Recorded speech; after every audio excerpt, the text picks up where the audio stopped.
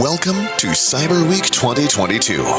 We are back and so excited to have you join us from all over the world in Tel Aviv, the cyber capital. Over the last 12 years, Cyber Week has become one of the most important cybersecurity conferences in the world.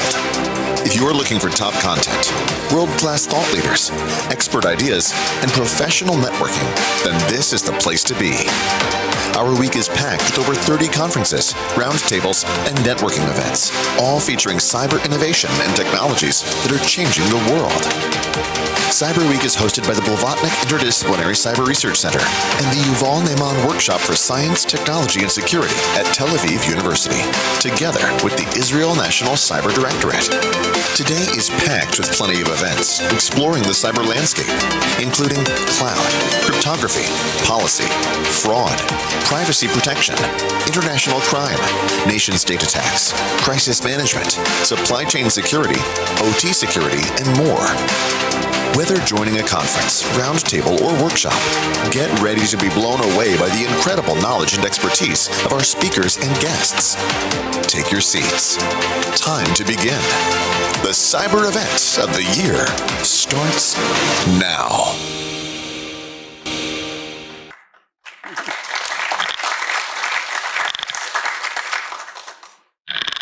Okay, so welcome everybody.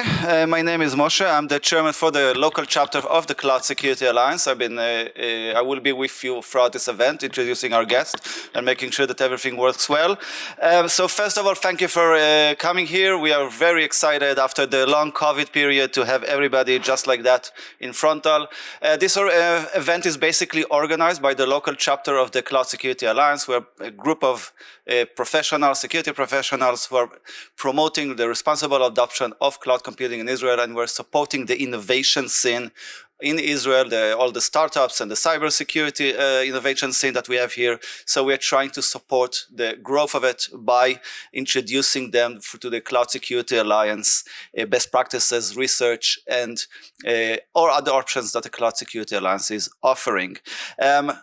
What we did in the last couple of years, we issued, for instance, a guide for a startup. If you are working for a startup and you are basically building your cloud security, use our guide in order to better understand how you align your growth with your funding rounds. This is what's unique about this guide. It's basically adjusting the growth of the startup based on the different rounds and how to build your security accordingly. Couple of years ago, we issued a 12 risk for serverless architecture. I think it was a very unique document at the time. And this year in 2022, we issued the security guidance for provisioning and consuming APIs. I think today APIs is the business-to-business platform for almost every organization, and we produced a guide that helps you to secure them. So this is us for the Cloud Security Alliance in Israel, and this is the agenda for today. Our first keynote will be Daniele, the CTO for the Cloud Security Alliance, and then we're going to focus on 3 sessions. Incident response, SaaS governance, and CI/CD security. I think those are 3 topics that are really hot in this scene of the cloud this couple of years. In the previous conference, we focused on adopting cloud, maturing services, and all of those stuff. But today, I think that cloud adoption is mature. Cloud is the new norm. Most of our guests are already familiar with the cloud. It's time to move on to more sophisticated things. And this is our agenda for today. I want to thank, first of all, the Tel Aviv University and especially Liam. Thank you for your help in organizing this. Yeah. And all our speakers and moderators, I will not be going through details in order to save time. But thank you, everybody who are here and will be participating. And for our first guest, Daniele, come over here.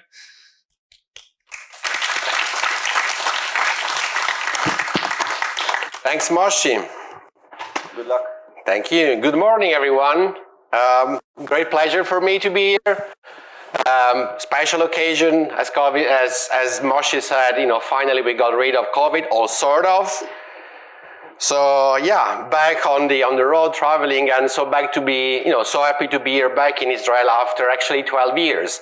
The first time I've been to Tel Aviv, I was still working for the ENISA, the European Cybersecurity Agency, and actually I came here to present the first cloud security paper at that time. That was 2009 approximately. Yeah, actually it was more than 12 years ago.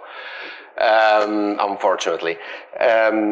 And it was the days of the beginning of, the cloud discussion and the cloud security discussion. Finally, after, some 10 years, as Moshe said, cloud became the new norm. We see more and more organizations adopting cloud, and that's all good for us. Now, before I get started, couple of words about Cloud Security Alliance. As Moshe said, I'm the global CTO for the organization. I've been in this position for quite some time.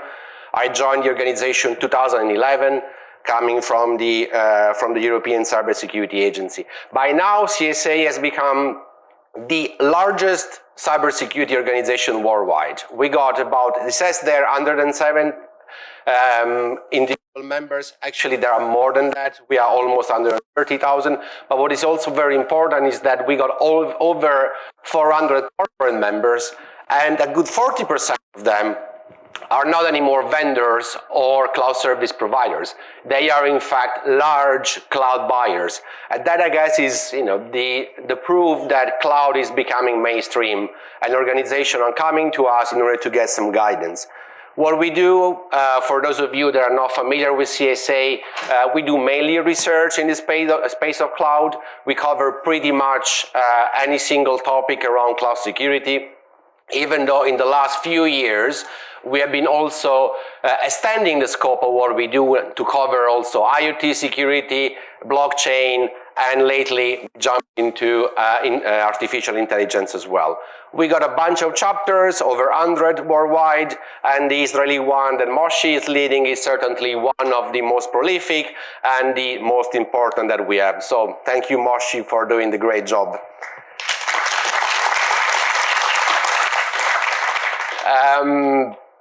We are a global organization for sure. I myself based in Finland, even though I'm the global CTO. The core of the team, though, is based out of Seattle. Now, let's get started. Today we are going to discuss, the biggest buzzword of these days, which is zero trust. So a couple of weeks ago, I was at RSA, and walking on the show floor, there was like tons of vendors selling the zero trust product.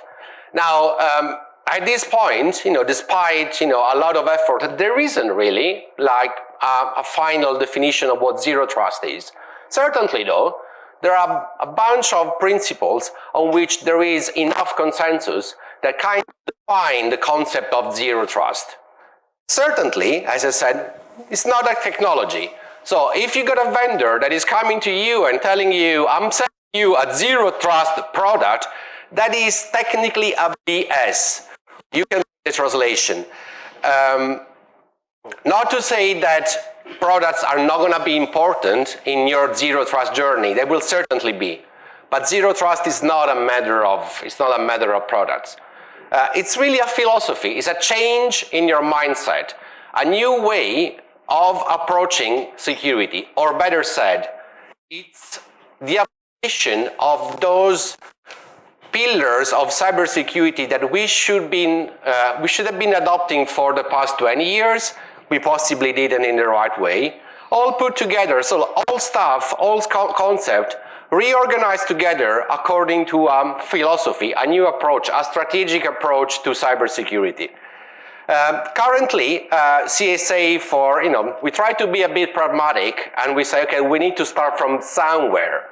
So the definition that we are embracing at this point, and I'm not saying that it's going to be until the end of the days, but at this point, our working definition of zero trust is the one recently defined in the Unstuck report.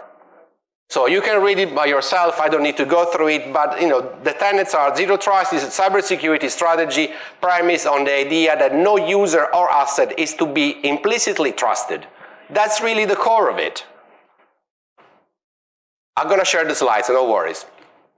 So, typically when we talk about zero trust, what we are referring to is the idea of, it's not working, but you got a bunch of entities that could be, humans, microservices, pieces of code, offices, whatever, that need to have access to resources. And with resources, we are looking at, again, data, mostly, application, microservices, sensors, whatever. In between, you got an access gateway which is going to be the network, your security gateway, everything that you need in order to get from A to B. And then identities, which are going to be your reflection of in the cyberspace. What is important in the identity, which is possibly one of the most important pieces of the Zero Trust story, is that each identity or each path to access to resources is based on typically on your persona rather than on your identity. Because each one of us, in our manifestation in the cyberspace, we got different personas. There is myself as citizens, myself as an employee of Cloud Security Alliance, myself as member of whatever club I am part of. And that distinction between the multiple personas that of myself are going to determine which right of access I need to have to those resources depending on different conditions. And then in between we got the rules of the game. So we got tools for orchestration and automation, and most importantly, we got the context. We got the Zero Trust policies, that are going to govern that philosophy, that approach to security that we want to embrace. And what is going to be really important there is the concept of risk and concept. You're going to hear a lot when we talk about Zero Trust, about identities, about access, about network, about resources, about encryption. Unfortunately, though, I'm hearing very few people talking about risk. Now, with cybersecurity, we know that risk is somewhat the most fundamental part of what we do, because we know that we don't have infinitive resources, so we need to kind of do a cost-benefit analysis every time. And the way in which we define the context is actually based on risk.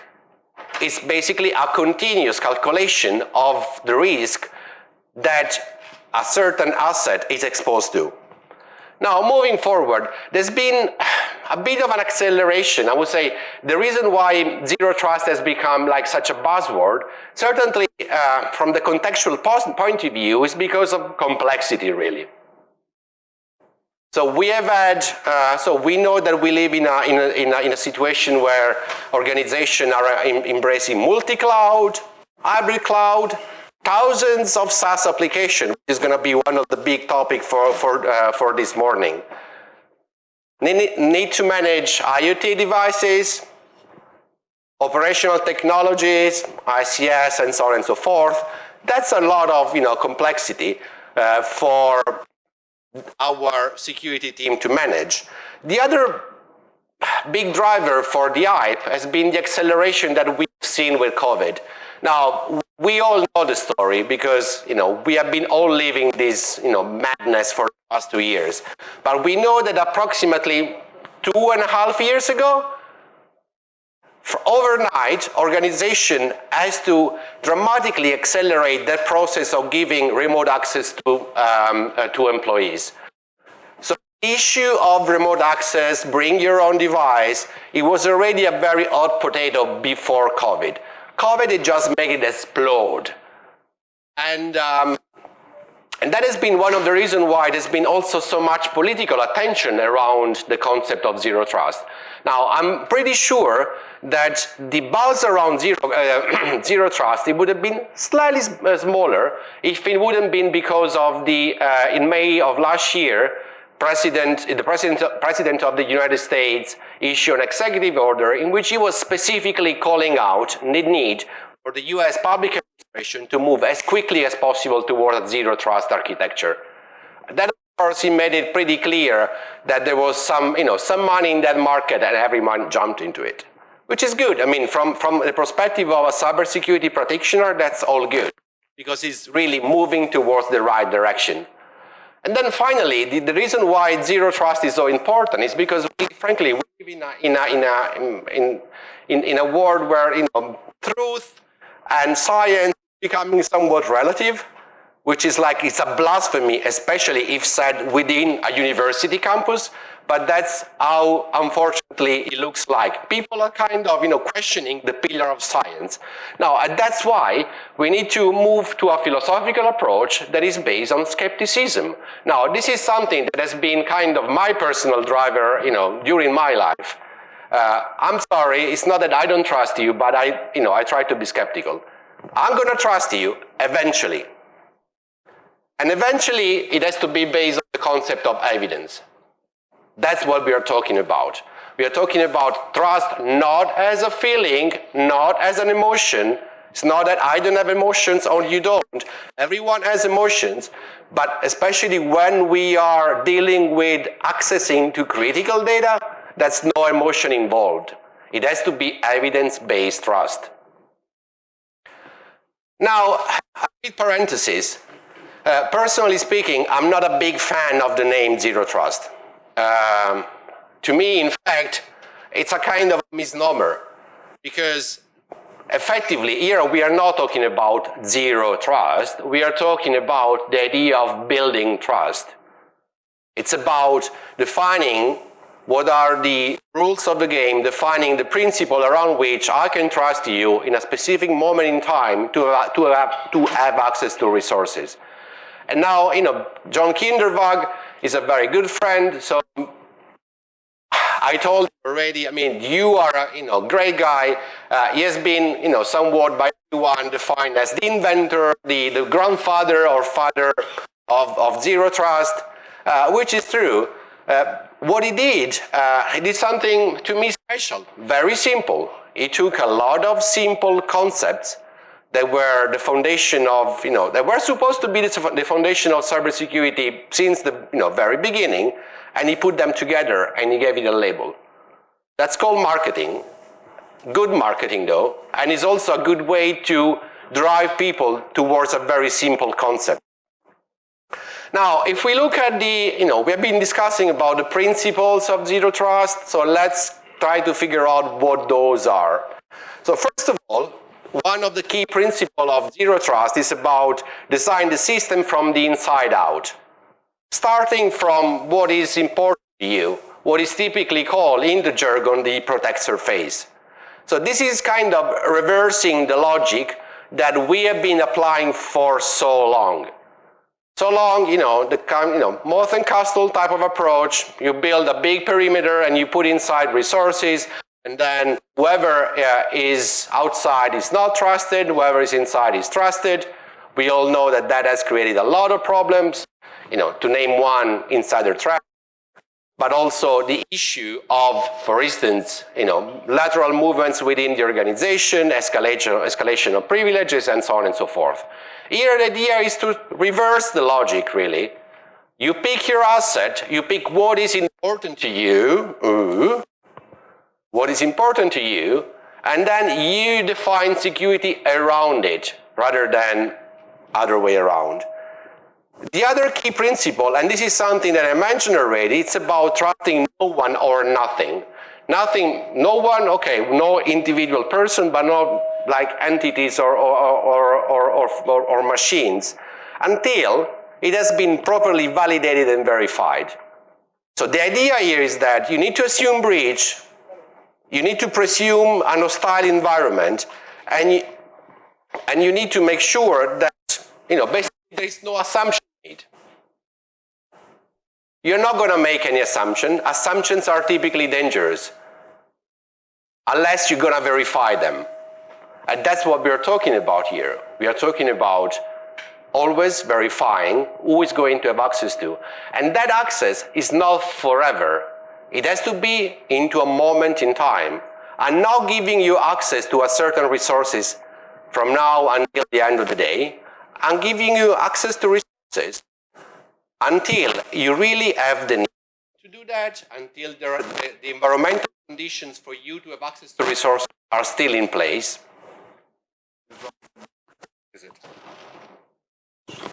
Is it working now? Can you hear me fine? Yeah. Should I shout? No. Good. Typically I shout. That's what my wife is complaining about. But I'm Italian, so, the third important one, it's about the enforcement of two of the most foundational principles of cybersecurity. Need to know, and there's something wrong again. I can hear something, whatever.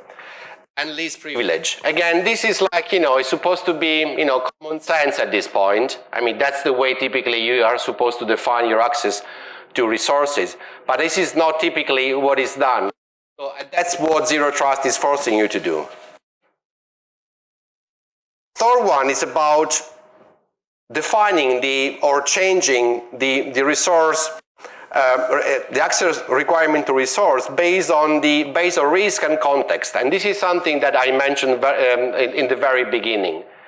It's about defining those conditions at a specific moment in time. It's about saying you're having access to something now, but if the risk around that access is changing, then your permissions are going to be revoked, or I need to have a step-up authentication, for instance, forcing in some multi-factor or additional factor authentication.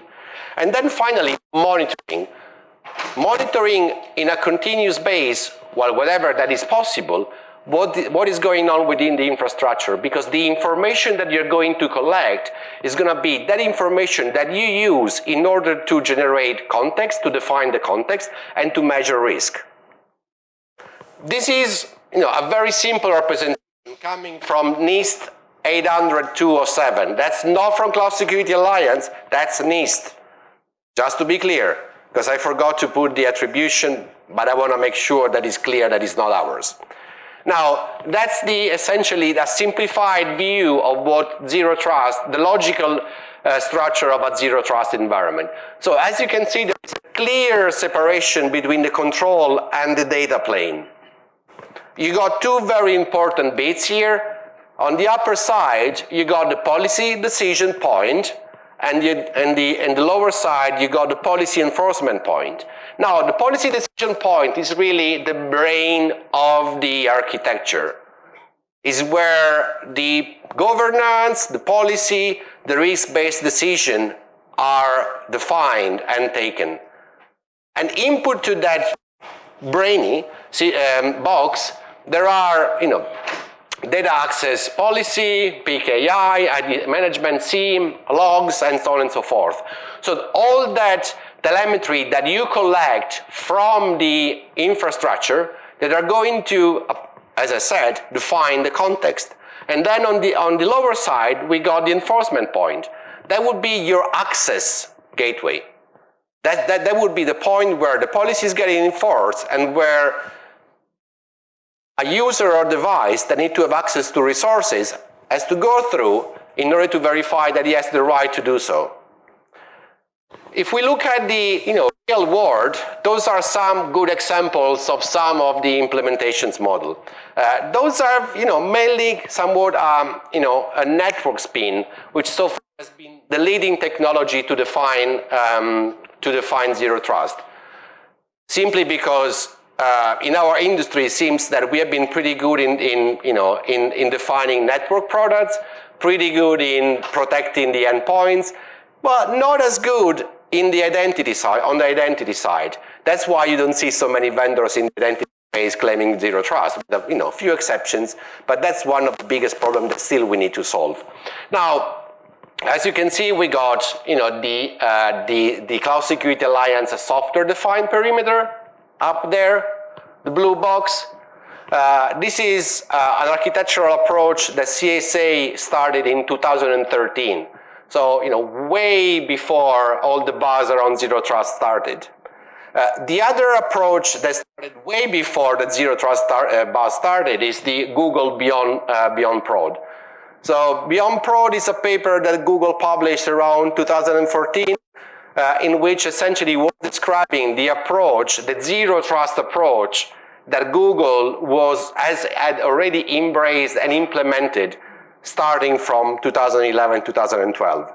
Now, at the north, Google is the only organization that managed to embrace Zero Trust for the overall organization. Because Google is Google. And very few other organizations have the same size and the same budget. So we will see later, but that's true. Without trying to boil the ocean. Other approach is the Zero Trust Network Access, that frankly speaking is just the rebranding that Gartner did of our SDP. So the concept is very similar. In terms of benefit, I think I've already hinted few of them. So certainly there is a reduction of risk. From my point of view, one very important one is the idea of creating an accountability or enforcing accountability within the organization. Now, I think it's unquestionable the value of the concept of accountability within an organization. That's important towards your stakeholders, it's important towards your regulator. It's a way, if you go back to the idea to evidence-based trust, to collect those evidence to justify your posture vis-a-vis security, vis-a-vis compliance, vis-a-vis whatever you need to show to your share.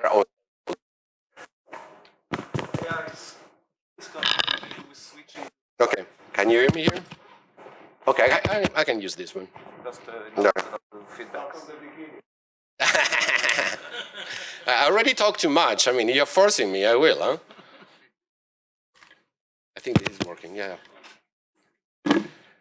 So we were talking about accountability, and so the idea really is that you're going to be able to collect evidence that are going to be the way in which you can build that accountability framework. Because that is a process that is forcing you towards that direction. The same evidence, the same information, the same data point, the same set of telemetry that you are collecting in order to inform your decision based on risk, the same information that you use in order to define context, those are the same data or data point that you're going to use to build your accountability framework. There is certainly also a reduction of the attack surface that has been one of the, especially on the network side, one of the biggest selling point for many vendors in this case, because, well, essentially what you do is to do a very, well, how can I put this? You're going to go towards to boost your approach to microsegmentation. And by segmenting and creating as a macro perimeter around your asset, your protect surface, you're going to reduce what you need to protect. You're going to limit also what is the set of resources that can be accessed. And in that case, so you limited the blast radius of potential attacks, and that's the reason why also we have between the benefits also the an improved incident containment and management, because the possible radius of the attack is substantially smaller due to this advanced microsegmentation.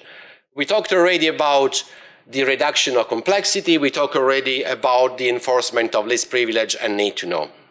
Now, to conclude, as well, or towards the end of it, we have been discussing, well, one of the hot topic of today is going to be certainly SaaS security.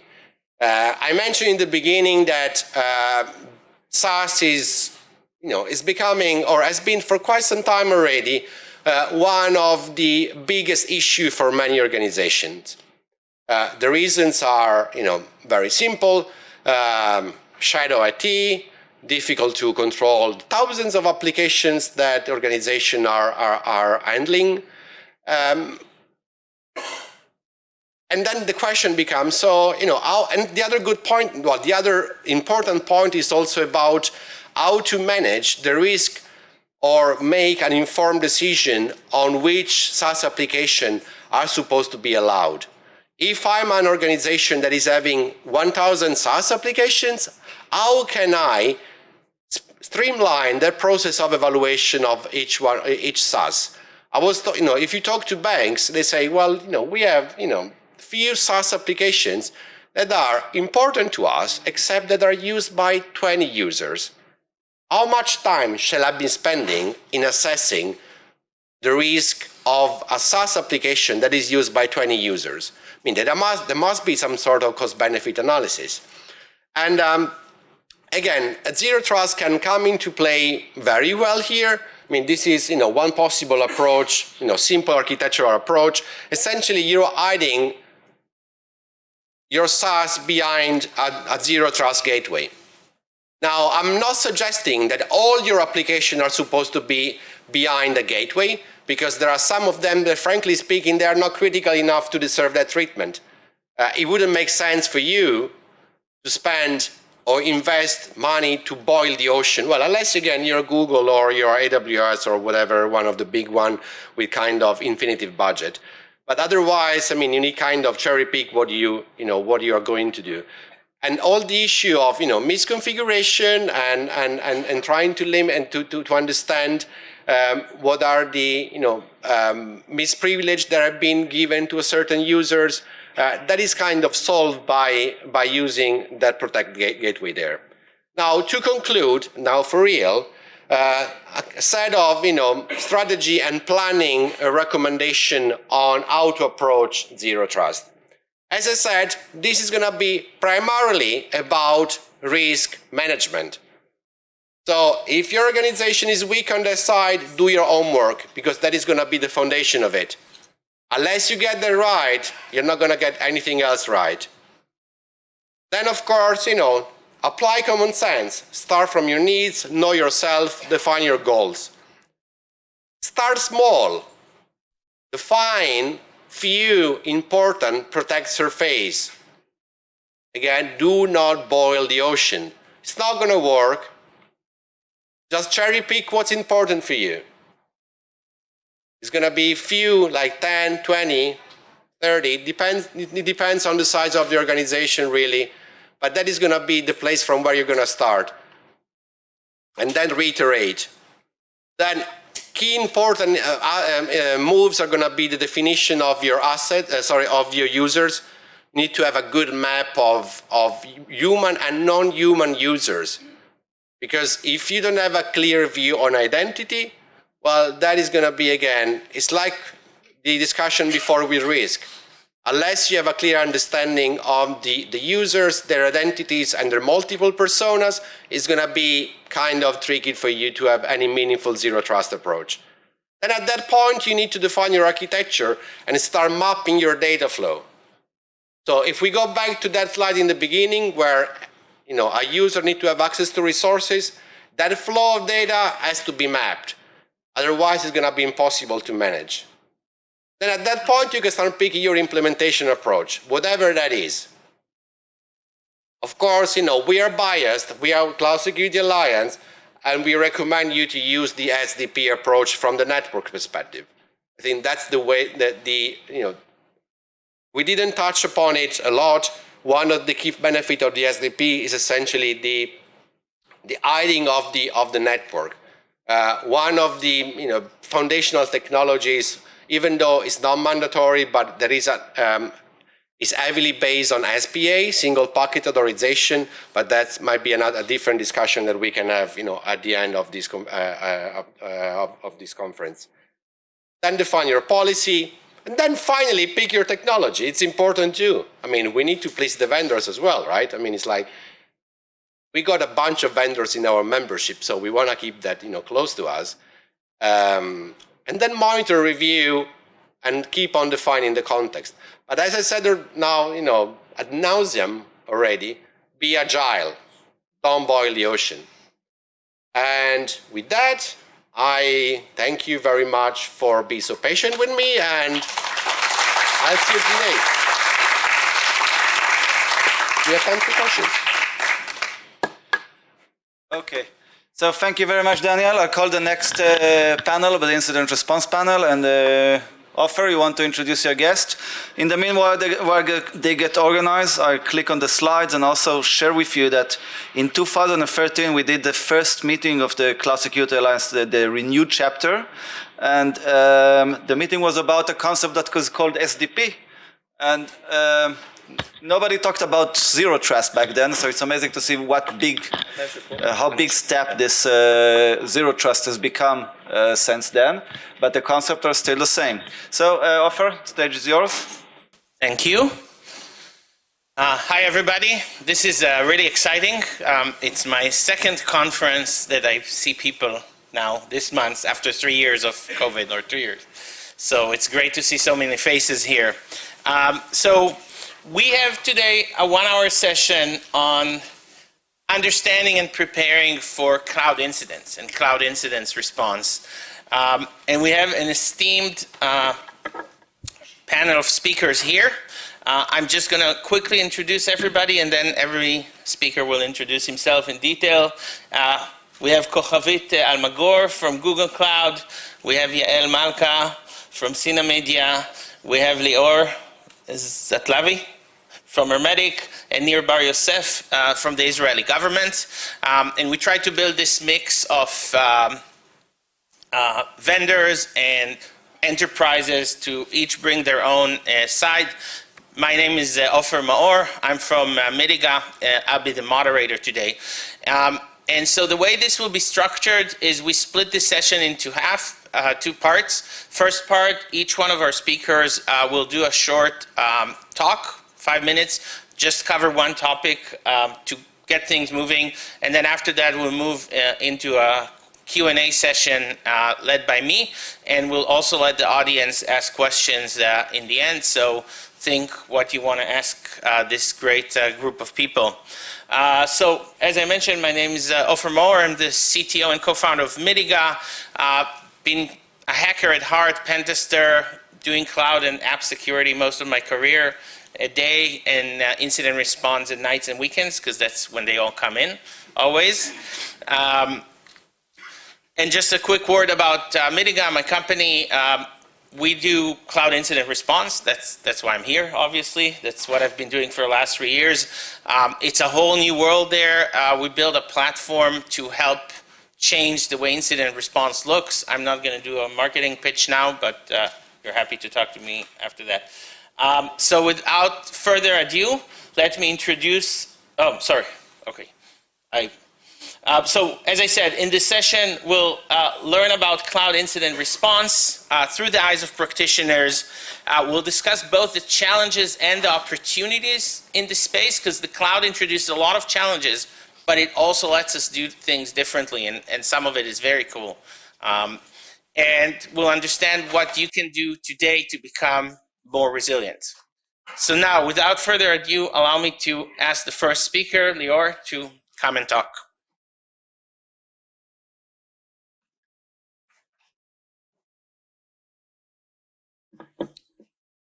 Thank you, Ofer. So my name is Lior. I'm a senior cloud security architect for a company called Hermetic. We're a cloud security vendor providing a comprehensive security solution for cloud environments. And what I thought I'd do is start off by framing the context for today's discussion about what incident response is and why it's significant in the cloud. And also talk about why it's really important to have this discussion right now. So if you think about incident response, in many ways, it's sort of the money time for you as a cloud security professional. Hopefully not a losing money time or losing your job time, but it is, in fact, the money time. It's what people mostly see. And if you think about a good metaphor for that, is sort of the tip of the iceberg for a lot of the things that you do, right? It's what's at top. Okay, sorry about that. Right, that's money time. So it's sort of what people see, right, in proportion to what you normally do. So it's sort of like maybe 10 or 90 or 5 or 95, but it sort of relies on a big body mass of a lot of things that you do as a practitioner in your day-to-day that really affect or even determine what will be the end of the incident or even a breach, how you will be able to respond to it, and what will be the end result. So there are a lot of things that make it up. Daniele spoke about risk management, how you manage your assets, vulnerabilities, threats, combine it all to understand what you need to talk about, how you manage your inventory and how you architect your environment, how you manage your identities and the kind of access that they're granted in the cloud. It's very, very different. How you segment your network. What kind of prevention controls do you have in place? How you do your logging and monitoring? How adaptable are your people in actually acquiring them, doing investigations? That's the kind of thing, it takes a long time to set it up, and probably the worst time to do it is when an incident actually happens.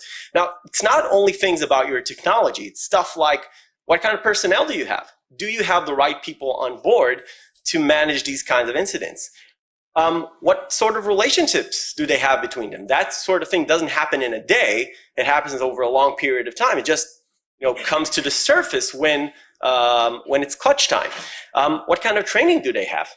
Not just certification people have, but what kind of training does the organization have in actually dealing with multiple types of incidents? What's your remediation plan when there are gaps in your security? How frequently do you do it? How well do you do it? How thorough you are? What sort of governance do you do? And what kind of containment playbooks do you have? Now, this doesn't just include stuff like technology, but also what is your PR plan when things happen? When do you get the press out? Who approves it? What does it contain? Now, all these things eventually make up what's your ability to respond to an event. And at clutch time, you're really just dependent on the kind of leadership that you have and the kind of discipline that your organization have. Now, why am I talking about this? Because this is a universal truth. It was true before the cloud, it's true for the cloud, it will probably always be true. Now, the reason for that is when we understand that and we look at what's different in the cloud, there are basically two main things. Now, about the technology, everything became logical, right? Hardware, network, identities, everything today, or most of the things, are basically an API call. This has a lot of opportunities and a lot of threats to it, as we'll see. And from the organization perspective, the wall that we used to have between the R&D and the IT, it took a few years for it to be completely gone, but now it's completely gone. There is no wall anymore that you throw your software at it and someone else deploys it and manages it. Everything is completely flat. Now, what this basically means is that we have opportunities and threats, right? There are things that we can do in order to really enhance our ability to manage that big body mass that makes us capable of performing response to an incident or even a breach in a much better way. Because if you think about it, all the configuration and all the logs are very, very accessible. And they're not just accessible to us as security professionals, but they're accessible to everyone. The distribution is very, very powerful. Now, not only that, but it's also very programmatically accessible, right? Very, very easily. Now, the thing is about that is that that's a huge opportunity, right? To get things under, I think, what is the key word here, and that's control.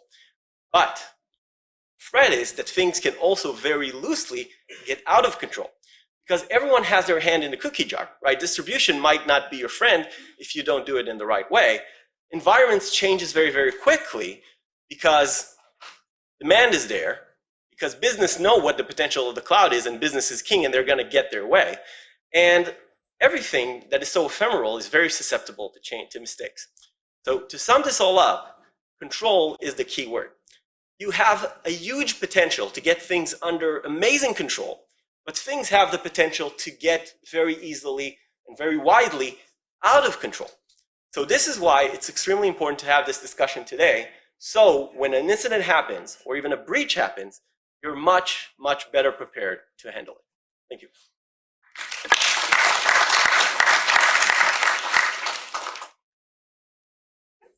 Hello, hi. My name is Maor, and I'm from GCP, from Google. Actually, the group that I'm currently assigned to is not. Okay, it will get closer to me. Okay. So actually today I'm leading the file solution group, which is a group that is engaged with all the file portfolio solution in GCP. And I have some background in cybersecurity. I led the McAfee side and the DLP endpoint product, by the way, till the IPO, which was great. Someone is smiling here. You were a part of it, right? Okay, and before that, I worked several years in Palo Alto Networks. I led the endpoint security protection product, which later turned to XDR. And here I am. Now, this is my first Cyber Week event. And actually, I think, no, the second event since COVID. There was a Women Day in Google, so I consider this as also additional one. And today I'm actually representing GCP, and not just GCP. I would like to represent the cloud vendors. Okay, usually What you are trying to find here is a true partner, is a partner that eventually will help you to move to the cloud, to maintain your data, to secure your data, and have a good experience for you as a company, as well as your customers. And I will try to talk very few minutes, okay? I have a lot of things to say, which I'm sure that Ofer will actually ask me later, but I will try to brief you about how organizations should prepare to the cloud incident response, what should they do, what are their recommendations, and what they should be avoid of. So the first part, what is the good, the bad, and the ugly by moving to the cloud? So I think that it's pretty obvious that when we're moving to the cloud, one of the main things that we are leveraging as a company is the scale. The scale of what? Scale of the customer. We are a customer in GCP or Azure or AWS. We're actually leveraging, all the security updates and all the incident response experience from other customers. The cloud vendors, they have a healthy competition about security, and all of them actually wants to be branded as the most secure. So they invest a lot of money, and you can actually look at the cloud as a digital immune system that gets all the security updates, by design and very fast. And actually, as a customer, you benefit out of it. Lastly, due to the scale of the customer, the scale of the infrastructure that, by the way, helps you eventually to avoid from, let's say, notification or impact. I will finish in 3 minutes, by the way. So it's actually decreasing your marginal cost and investment in security. The bad part is, of course, the huge amount of data. Okay, I'm trying to be short. The complexity of the forensics. Actually, we are looking at several resources, both internal for the customer as well as external, like networking, compute, identity management, which all needs to be, let's say, correlated into one data fusion and eventually create the relevant response if needed. I think that companies need to make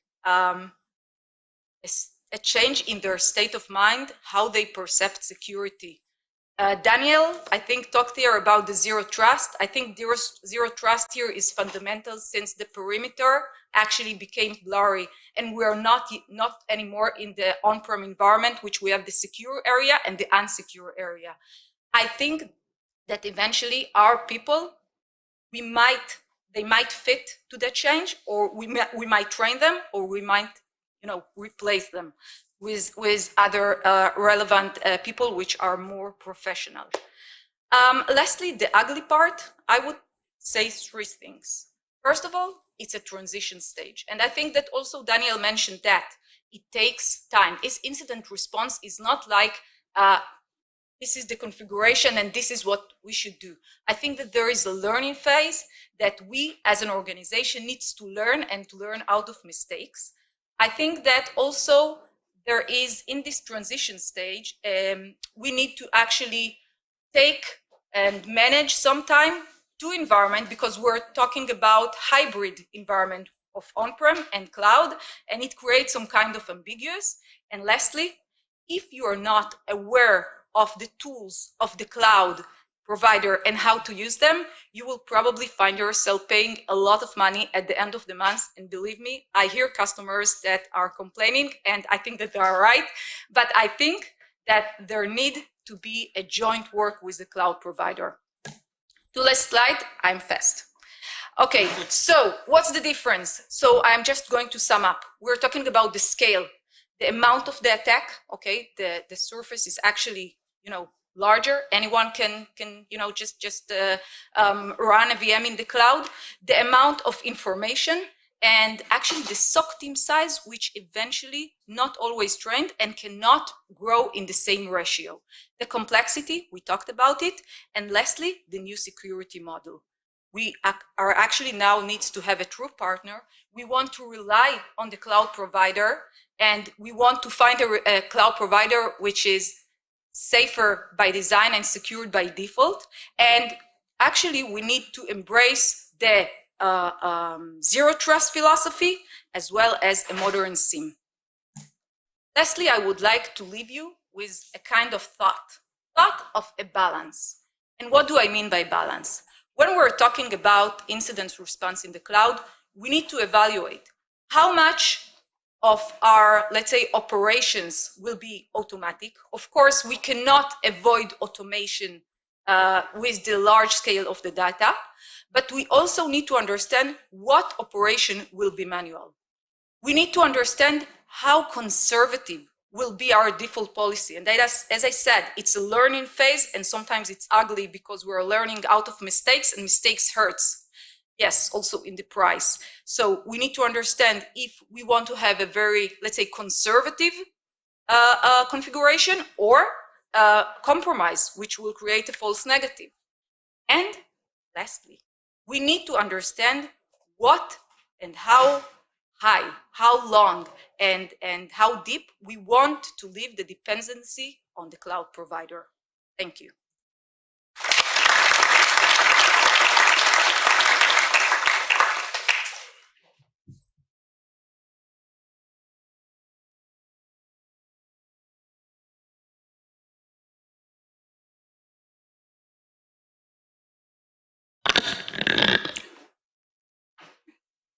Hi, my name is Yosef.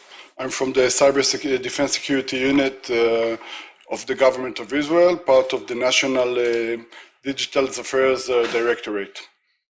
I'm sure that most of you know that the Israeli government has decided to drive ministries go to the cloud, and probably most of you heard of the Nimbus project that during the past several years, there have been a tender that AWS and GCP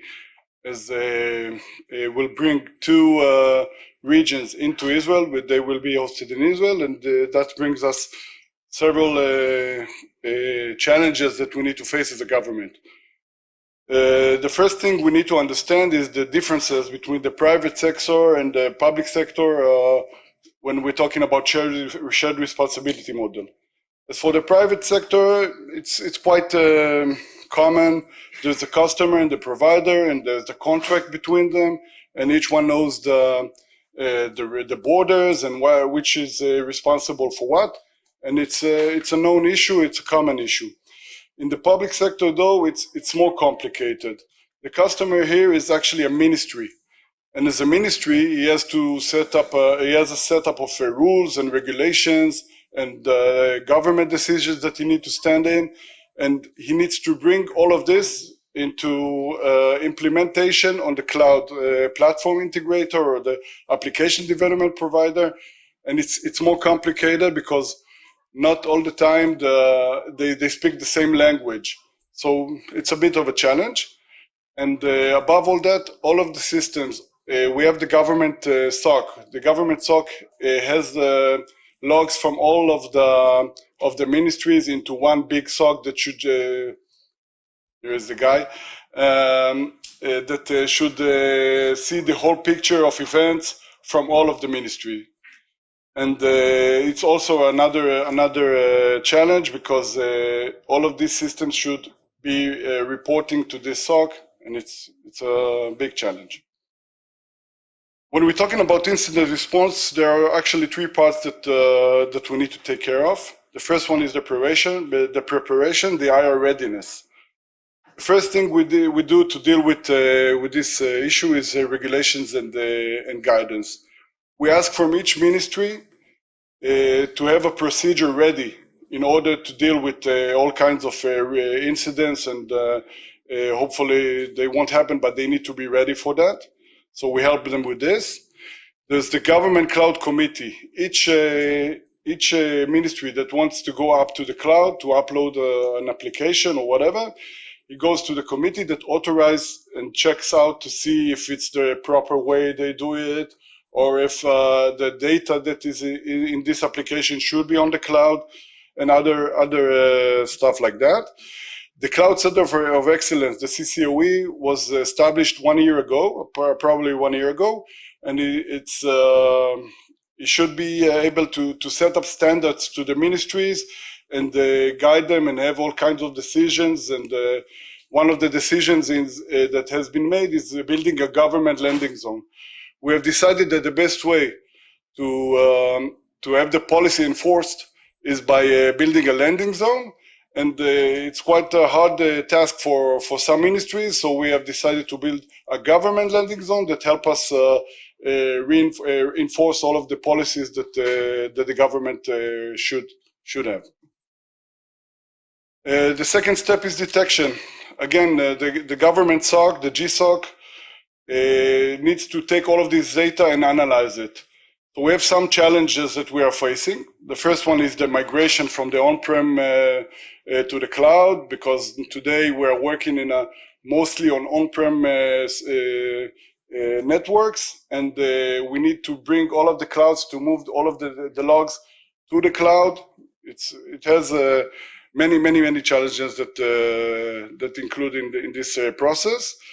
The second one is the new logs that we are facing, the new practice that we should deal with. For example, if today we're looking firewall logs and Windows logs and IP addresses, now we have to look for other logs, like for example instance IDs and stuff like that.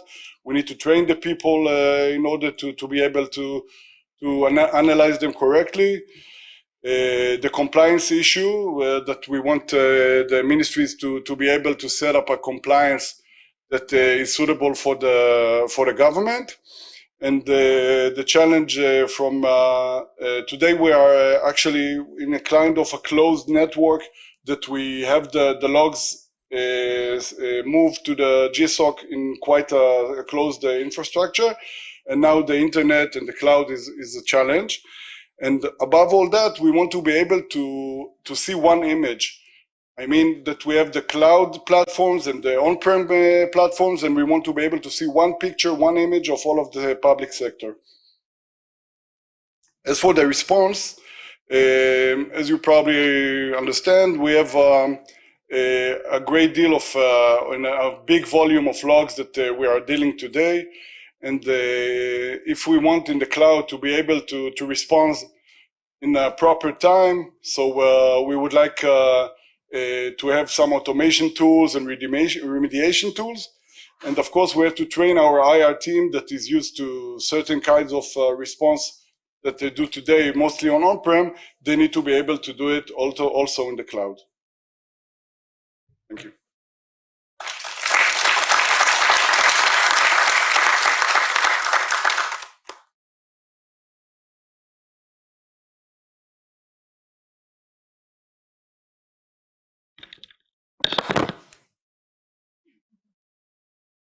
It's only a difference on the high. Hi, good morning. My name is Yael Malka, and I'm leading the InfoSec and product security teams at CineMedia. And I'm representing the company side of this story. So CineMedia is the largest, is the largest global provider of video solutions with 2,400 employees globally. We are build and deliver the most compute secure and advanced end-to-end solution technology in the media and entertainment world. In the past few years, we shift our development toward the cloud to provide video security, video network, video experience, and advertising to extend our customer portfolios. So on the incident response, good or best, we need to address the CineMedia compute layout and scale, starting with the large infrastructure and networking scale, complexity of the environment, starting with the on-prem, different cloud provider, different cloud vendors, and different tools. The complexity of the environment is not just because of the infrastructure, it's because of the legacy of the company. We are 30 years old company, and we have a lot of legacy system as well.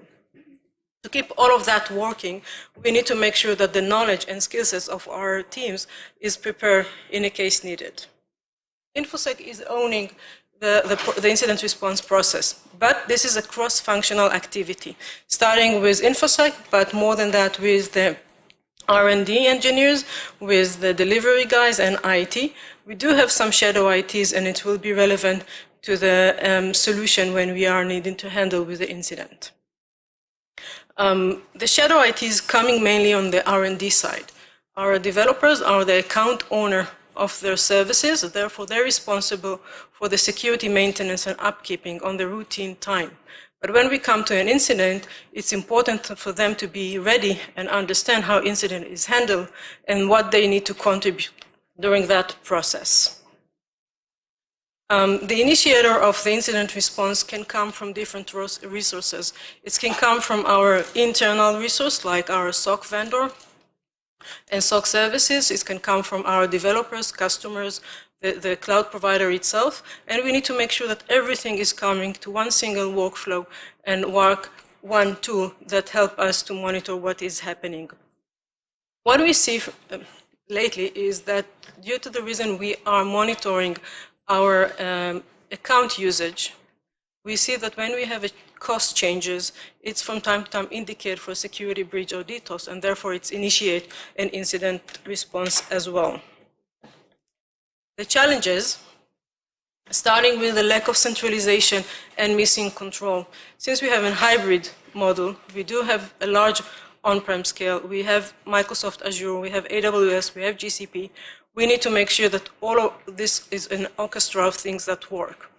From the Azure side, it's very similar to the on-prem incident response handling process, because most of the Azure environment is having the right alerts, monitoring, it's covered by our SOC services, and this is why we are addressing this as a very proper incident response activities. From the AWS, we have less control on the environment due to the architecture and ownership, and this is causing us some gaps when we come to address the incident response. Since we are having an isolated and shared resources, we need to make sure that when we come to handle the incidents and to do the remediation part, we are not causing any unnecessary damage to some of our critical services or to our customers. This is why we need to have a full understanding of the architecture of the product and the dependencies.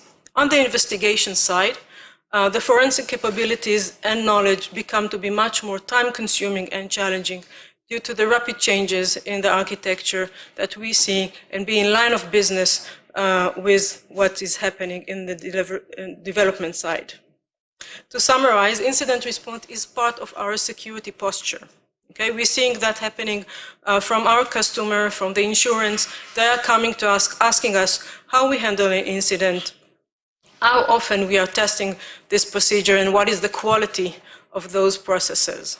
So incident response is a key topic for us as a team and as a company, and we have invested constantly to improve, optimize, and test it to be ready when the time will come, because it will come.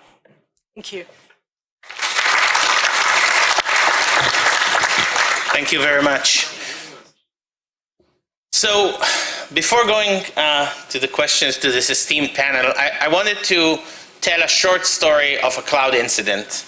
And I have a lot of stories because that's what I do, but I just want to give you guys a taste of something that's a cloud native incident, because I think a lot of people here have not had the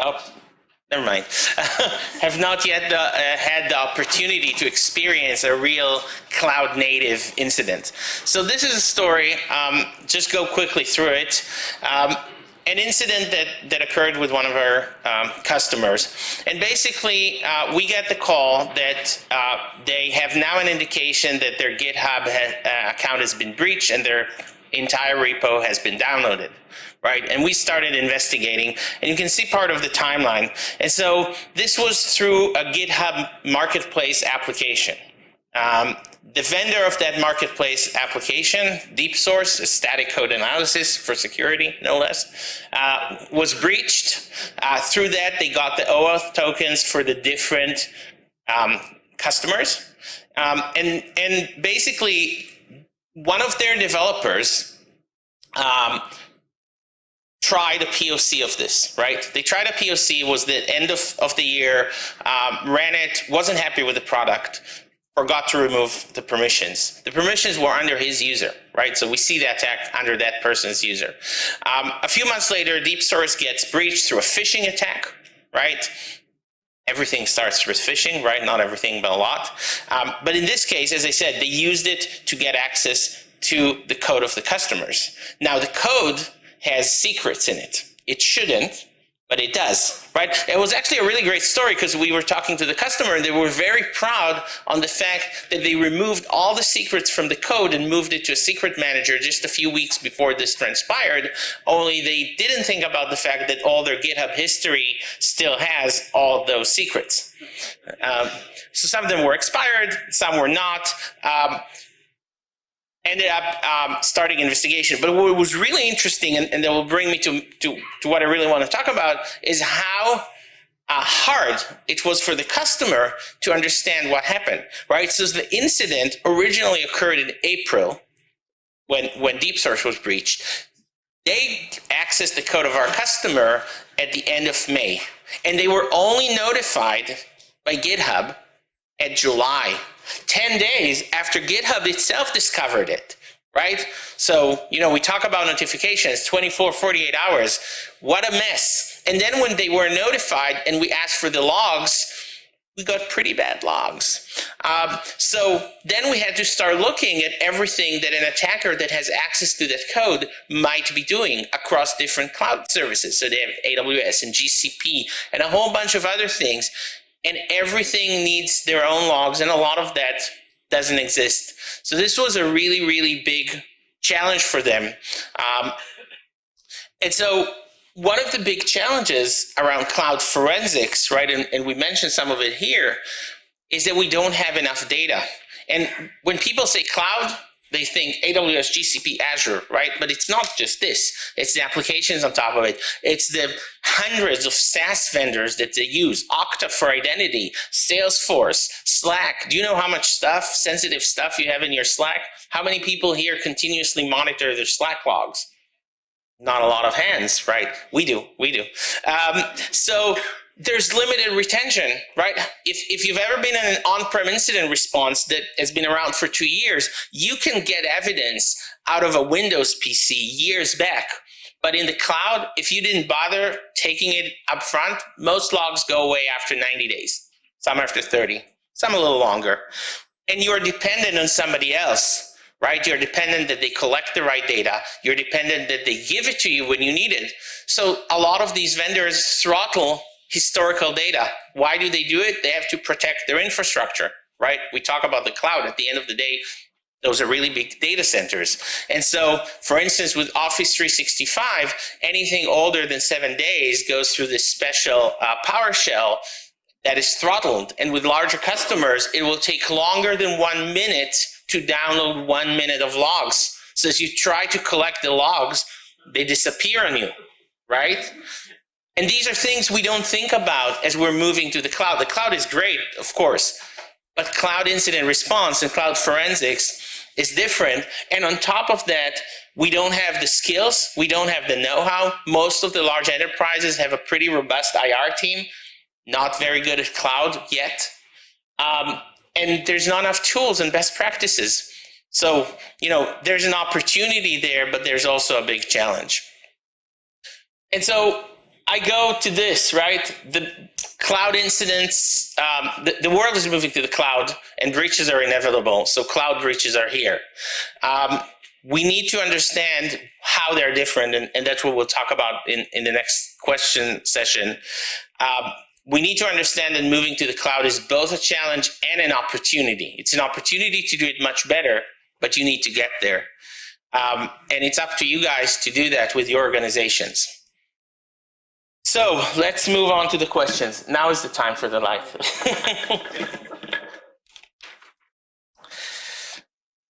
So I want to start with an open question for the panel.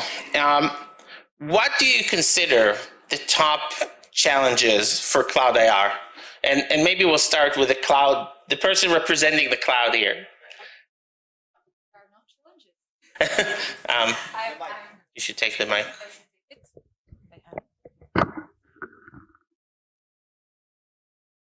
Can I still sit? Yes, you can sit. Just move it around. Sababa. Okay, so I think that during my presentation, I mentioned I look at it as the good part, the bad part, and the ugly part.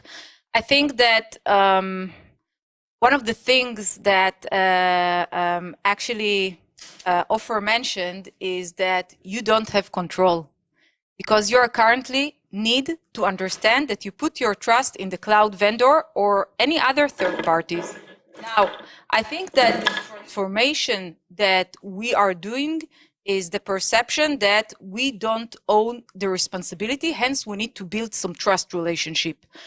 I think that on top of that, due to the fact that we're doing that, there is some cultural transformation of security by design. It means that, we as a company, even we are not dealing with security, we need to understand that security should be there for all IT stages, from the initial design to the execution till the deployment in production, as well as the monitoring.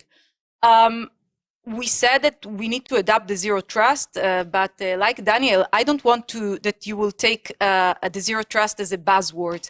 We need a constant verification mechanism, whether it will be done by yourself or it will be done by the cloud provider, okay? So there should be tools that will do the constant verification. There is a need to adapt the modern SIEM, and there is a knowledge, let's say, journey that I think that your IT team or SecOps team, I don't know how you call it, but they need to do. Sometimes, and very usually from my experience, you need to change the people. It's people that are coming from a different culture. It's like, when we moved from, if we were talking like 10 years ago, so everyone talked about, hey, moving from waterfall to agile. And then you said, oh, but I will teach the people what to do and what is the culture and what are the habits. Sometimes it worked, sometimes it didn't. Now, one of the other things that I want to mention, I don't want to repeat what Ofer said, but I think that the constant training in the real-time scenario, like in Hebrew, you say practice on wet, להתאמן על רטוב, okay? So you need to understand and be prepared to a real situation. So when there is a time that you need to withdraw your logs and it takes 1 minute, or when there is time that there is an incident during the weekend and who are we calling to, what is happening, what is the scenario, you need to understand that. Now, the other last thing that I would like to mention is the, shared responsibility. I mentioned it several times. I think that all the cloud providers would like to, let's say, engage you as customer to their cloud.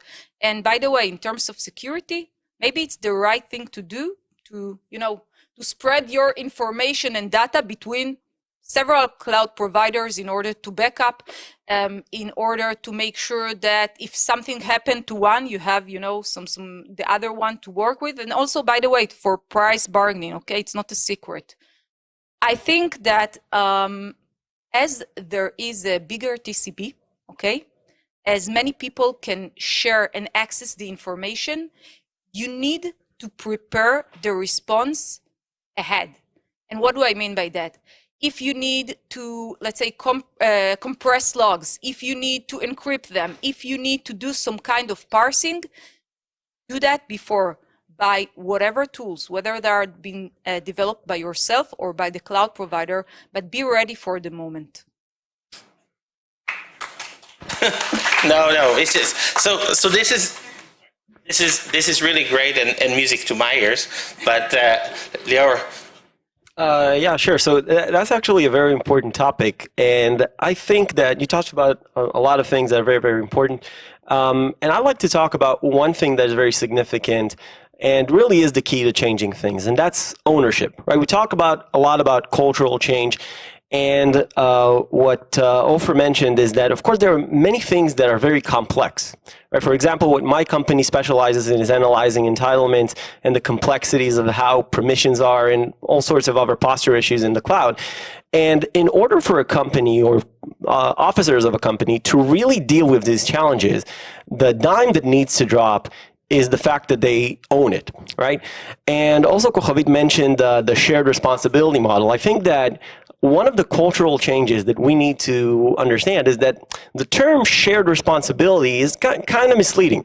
When you think about shared, anything that's shared, it's one thing that multiple entities do together, right? They share it.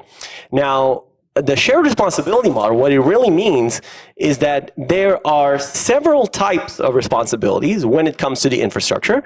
There's the physical stuff, there's the physical security, network, all the way up to identities, permissions, etc. And there are several types of responsibilities, and some of the responsibilities are the responsibility of the vendor, and some of the responsibility are the responsibility of the customer. Now, in order to really be an owner, you probably need to understand that a better term would be split responsibility, because the responsibility is really split, right? It's not that we're under the stretcher together. It's they have their stretchers, we have our stretchers, and we need to be owners of some of the things that revolve around the cloud. We can't say, okay, this is what they do. Right? For example, things like configuring the type of permissions that you have, how long you retain your logs, how do you respond to certain things, they are, in fact, your responsibility. Once the dime drops and you understand that you need to do, and of course you need to work in partnership with the cloud vendor, that's of course beyond question, and we also work a lot with the cloud vendors, but you need to understand that as an organization, as a company, you have a lot of things that reside under your responsibility as the custodian of data, as the one who made the commitment to its clients to provide a service. And once you understand that, and you understand what exactly is in your department, then you can start looking at what that responsibility really entails. You hire the right people. That's, of course, a huge key. You give them the right kind of training. You do the right kind of risk management. Everything that we talked about here unfolds once you understand exactly what's your ownership. And I think that's the really key part in doing that. And I think this is a really, really interesting point. And between what both of you said, I think one of the biggest challenges for customers is, getting it done with one cloud vendor or two cloud vendors is more doable, right? The exercising and understanding model. I think as we expand and as we move to SaaS, it's just becoming so difficult except for maybe the largest organizations in the world, to be able to keep up with that, with how all of that also changes all the time. And so that is a big challenge, and we need better community, we need better vendors to help us do that, because it's hard for an organization to keep up with that. Yael? Yaron. Hi.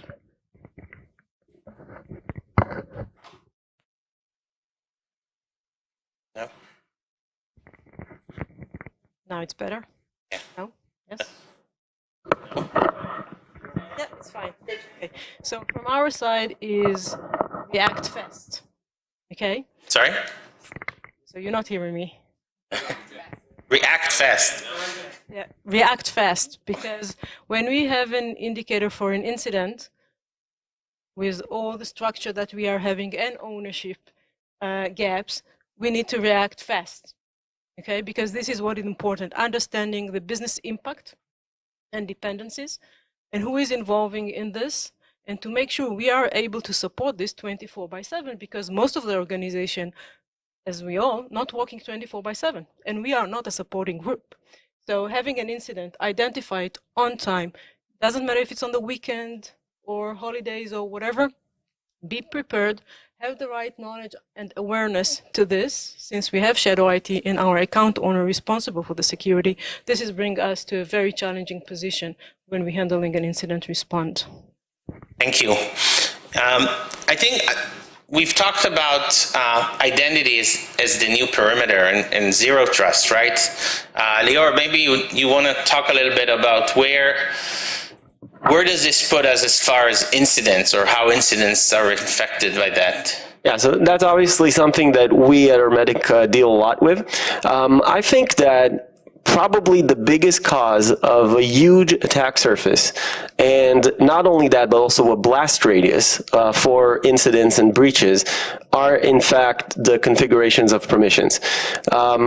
We saw a lot of incidents where a single configuration file, or even a single character, just having one star at the wrong place in an AWS IAM policy, can cause a breach of something like, for example, a WAF that needs to have no exposure to sensitive data, right, other than its configuration or perhaps the logs of the WAF, to cause fines in hundreds of millions of dollars because someone configured its S3 access with star, with access to S3 star on star. That means all the S3 buckets and performing all their access. So when we talk about having permissions under control, and also the example that Ofer discussed about one developer doing a POC, and then those permissions are just there forever because no one does any kind of governance, and there's no detection, there's no elimination of anything that's not being used or is not necessary. That is a huge gaping hole that a lot of, and we see this of course all the time, a lot of cloud environments have. And one more thing that this enables malicious entities to do is to laterally move. Right? When you have an initial foothold, and I think Ofer also mentioned the example of secrets residing in code, that's very, very popular. Also secrets residing in many places, environment, variables, everywhere. Secrets everywhere. Right? Anywhere but the secrets manager. That is a huge initial access. SSRF, for example, is very, very popular as well. But that initial access will happen. We will never, as defenders, have really solid, full control of all the posterior issues because there's just going to be new ones. But what we can do is limit that huge layer of permissions that allow malicious actors to leverage that access in order to gain more access and in order to eventually have payload, have access to data, have access to critical resources, have sort of a red button in your system. Imagine that they understand they can now shut down your servers just at the right time, and they have this access because even if it exists and it doesn't have to be, you're probably not going to detect it unless you do some really, really extreme and thorough governance on the type of permissions that there are. And as I mentioned, it's very, very easy to get this wrong. Simple, one character can do all the damage, sorry. Yeah, so Nir, I wanted to ask you as the representative of the government, I think cloud incidents and incident response introduces also new challenges around compliance. Can you elaborate on this a little bit? Of course. We in the ministry have, as you know before, a set of rules and guidance that we want the ministries to be able to implement. And the compliance issue is when we're dealing with 50 and more ministries, it's quite hard when we don't do it centrally. So in one hand, we want to be able to make to let the ministries be innovative and be able to do cool stuff. But from the other hand, we have the regulations that we need to standard. So one of the ways that we have decided to deal with it, like I spoke before, is the government landing zone. The government landing zone, when it's going to be centrally, and hopefully more and more ministries will host their applications in it. So we believe that it's the best way to set up a policy and to enforce it. And of course, it comes also with compliance tools that needs to be added to this landing zone. And like I said before, 50 ministries is hard to watch or to each and every one of them to see what they do. So we're also speaking about a standard. For example, we ask for the ministries to stand in the standard ISO 27001, which help us to know that some of the controls that we would like them to stand in, they do. And we're searching now for the proper standard to be able to perform in the cloud also. So that's two ways to deal with it. Thank you. So we have a closing question, but before I go into it, I want to give the audience a chance to ask some questions.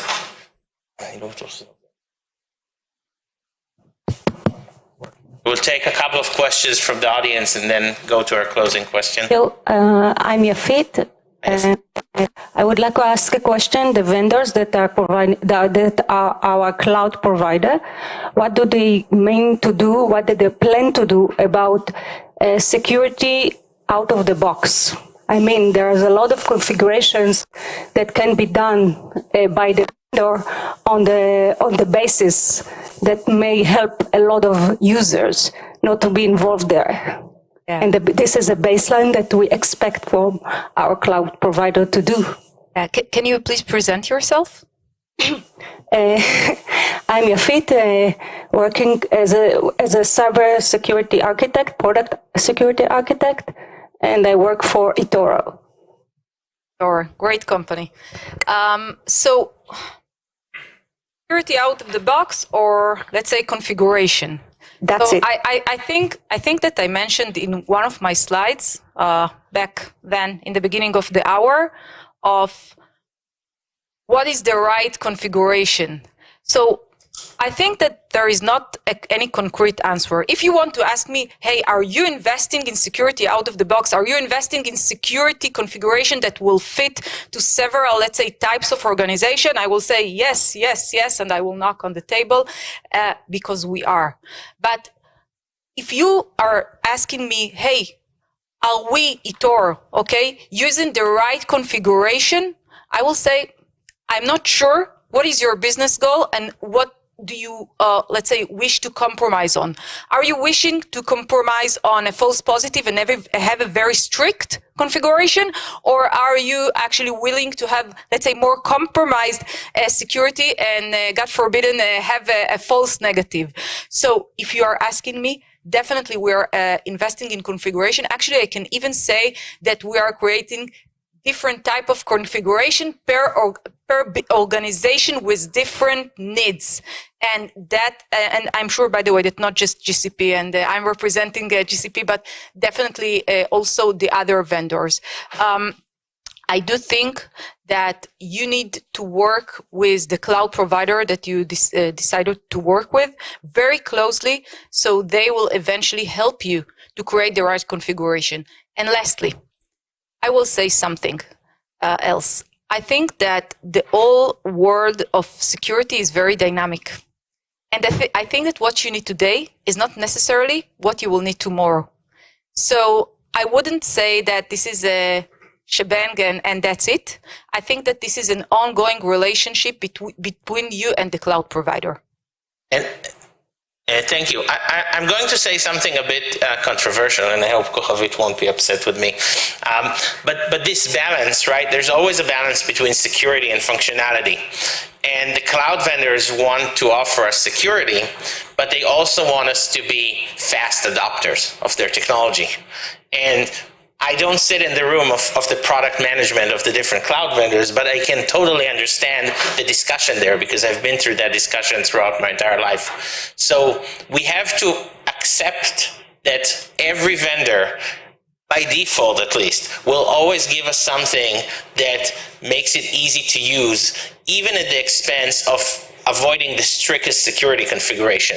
And maybe they will offer us this flag of strict, but it's probably not going to be the default. And it's up to us to understand where do we stand in this balance and what do we want to take from them. Any other questions?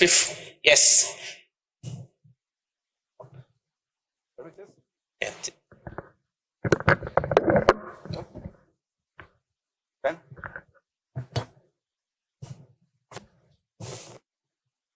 So I think Yael said something. Lara said something. Okay. So to go a bit, I have a request. So being a cloud service provider, what happens is that you have come with the bouquet of services. Okay, and you always market that availability, your data restoration, data backup, everything, but which is only on the availability side. And what she said about it, that see, we all talk about to work as a partner, but tell me one cloud service provider who has really come, let's say, to Yael and said that, okay, this is what your problem is, and let's sit and understand.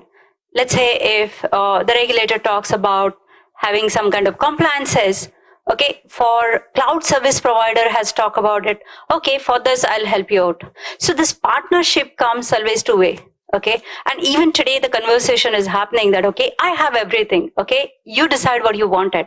Okay, as an enterprise, yes, we know, and again, this is why we talk about the control to be with us. Okay, with all other service provider or product OEM providers, we have a control because that partner is ready to work with us. But with cloud service provider, the problem is cloud service provider says that I have everything, you decide it, but not really ready to come on the table and then talk and then really help. And this is where people feel less of a confidence on the control with cloud service provider than on-prem. Let me tell you something. First of all, can you present yourself? I'm Anupita. I'm CISO with the bank in India. And this is one of the biggest problem. And again, the whole conversation, I was feeling that, yes, for the CISO, what the pain is, that overall pain CISO talks about it. I can understand the regulator, that regulator will be thinking about how do I think about a security from my citizens' perspective.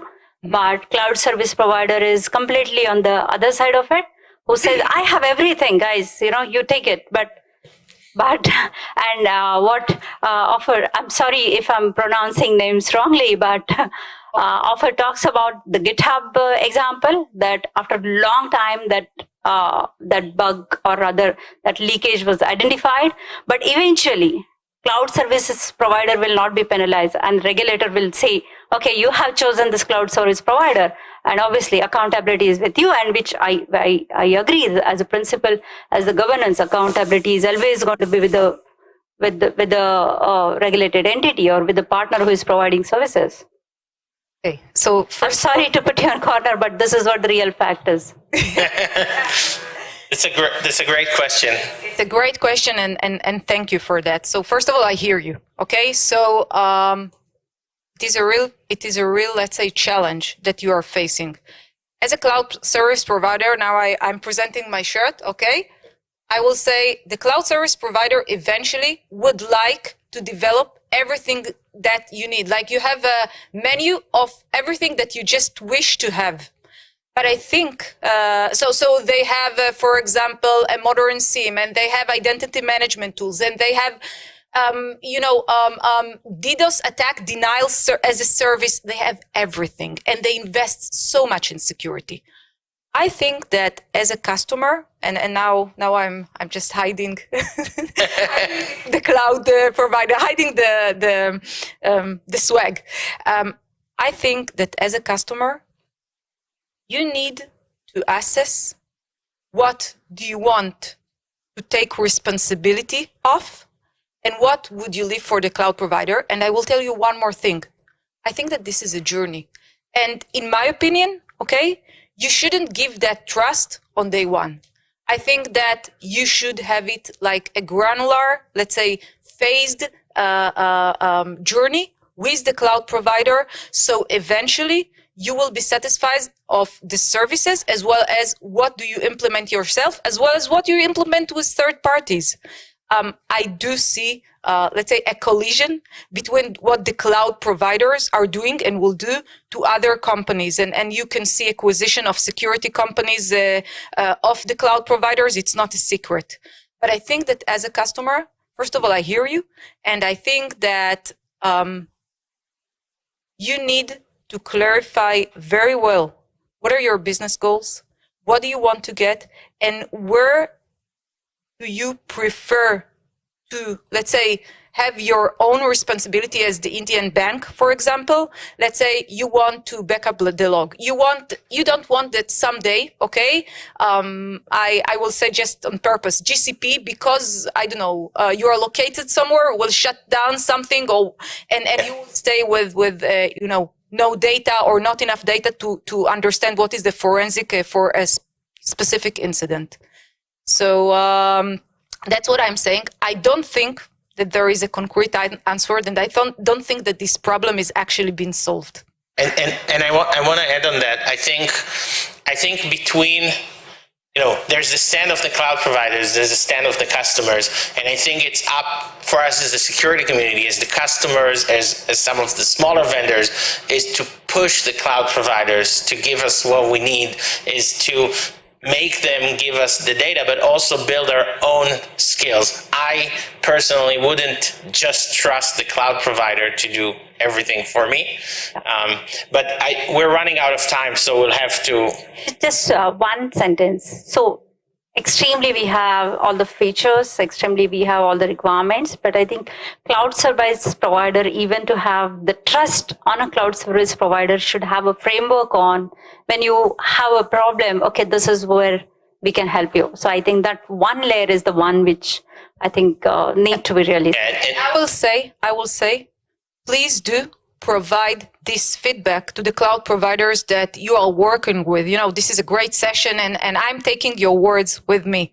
But I think that whoever is your cloud provider, I think that this is part of the ongoing feedback that we are taking in order to learn and improve. I think this is for all cloud service providers. And I think shared face eventually.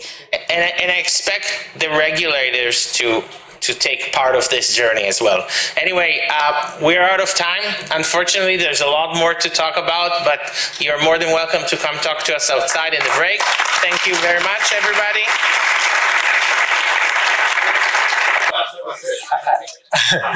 I got an approval to actually start, so we're going to hijack the rest of the break. Hi, I'm Shachar. I'm currently CISO at Compete. Compete is a small HR tech, a small HR tech company. We offer benchmarking services for HR personnel. And it's very relevant for this year, these shaky times of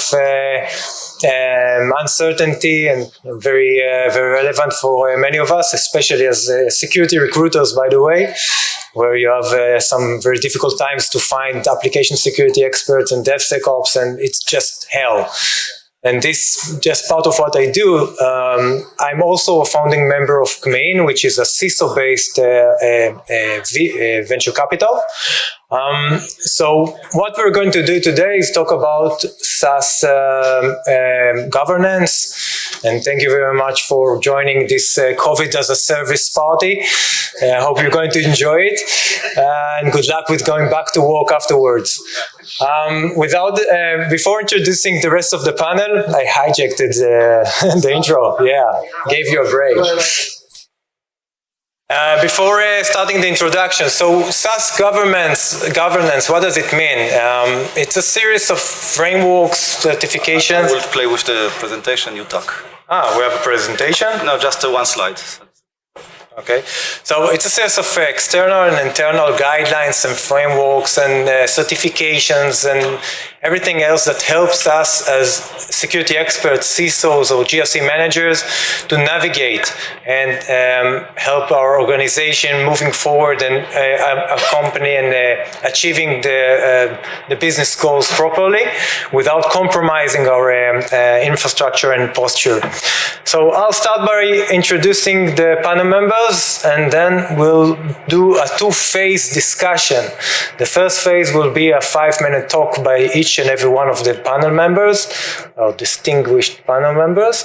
And on the second part, we're going to do a round of Q&As. And we hope that our audience will provide some insightful questions, and I'm sure you have a lot of things to ask us. And I think that the advantage in this panel is that we're all consumers. We're not going to sell you anything. We're just going to share from our experience. And let's start. So our first panel member is Rinat from Fiverr.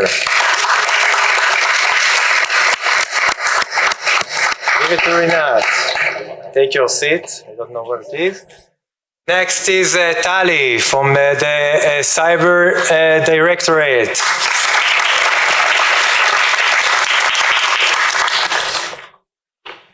I'd like to introduce Moni from Iron Source, CISO at Iron Source. And finally, the man and the blazer, Liran, CISO at Playtika. So guys, let's start with a short round of self-introduction. Tali, be my guest. Works. Yeah, I hope. Hi everyone, I am Tali Shemer. I'm National Ventures Defense Director at INCD, Israeli National Cyber Directorate. What this title actually means. So my team is leading a significant cross-government project. In the past 2 years, we deal with Nimbus project that mentioned here before, which is a government cloud project. It started with the tender to choose the cloud providers for Israeli government. And now we're working on the strategy and the policy for the government on this project. Thank you.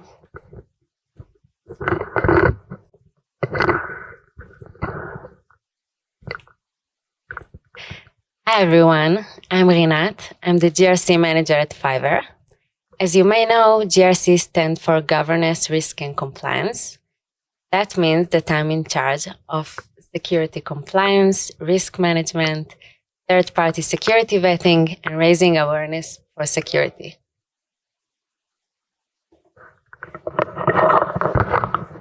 So hi everyone, my name is Liran. I'm the CISO of Playtika. So I'm 18 years in technologies. I'm the first one that will say that I'm coming from the army, from the unit that most of you know. I've been in development, R&D development for the first couple of years, then grew up to cybersecurity. Within the past 12 years, I've been doing a lot of cybersecurity, mostly from the attacking perspective. Prior to that, I was, as I said, as a web developer, which later on I formed a company dealing with automotive cybersecurity called Cymotive. I was their CTO. Mainly what they do is doing a lot of penetration testing and security services and R&D development for automotive vehicles. It was a good old times, hacking vehicles. One of my greatest activities that I've done in the past years. And about 3 years ago, I joined Playtika as the CISO. Got into a challenge of being able to build a company and bringing them to an IPO, scaling the company from 3 security professionals into 30, and building a lot of application security, shift left methodology, and pretty much grew everything inside. That's pretty much it. Hi everyone, can you hear me? Yeah. Okay. My name is Moni Givol. I'm currently the CISO of Iron Source. I've been in security from 1999, the former millennium. I've been doing security for a while. I've worked from the customer side, from the vendor side, defender, attacker. I've seen most of the things that you can see in security. And nice to have you here. Thank you very much. So what we're going to do now is a drill. We picked random topics from cloud governance. I'm kidding. Your practice took a few domains and going to focus on each and every domain and describe what are you guys doing in this domain and as part of your work. So we have 4 different topics. We'll start with Liran describing what about his experience with Shadow IT, what does it mean, and what are the implications of shadow IT, and then we'll continue to the next sessions, and we can get some questions on the way. So it's going to be a freestyle talk, no slides. And like improvisation night by Louis C.K. Okay. So I have to say this is one of the interesting topics I've been encountering with the past year and a half. Obviously, we all see that SaaS is here to stay. I think as part of Playtika, the shift left methodology and bringing more power to the people, I would say, with the management and the R&D and even the security administrative. We see a lot of softwares, enabling people to do everything by themselves. So basically, every software now allows people to self-install their application. Everything almost has a free trial. Everything is a freeware. Everything only takes 5 minutes if you only give me your private read-only admin domain key. And just don't worry about anything, and we will take everything the rest. We will take your data, we process it. Obviously, we'll sell it to someone else, but you will get everything you wanted. And I think I'm trying to focus in my company.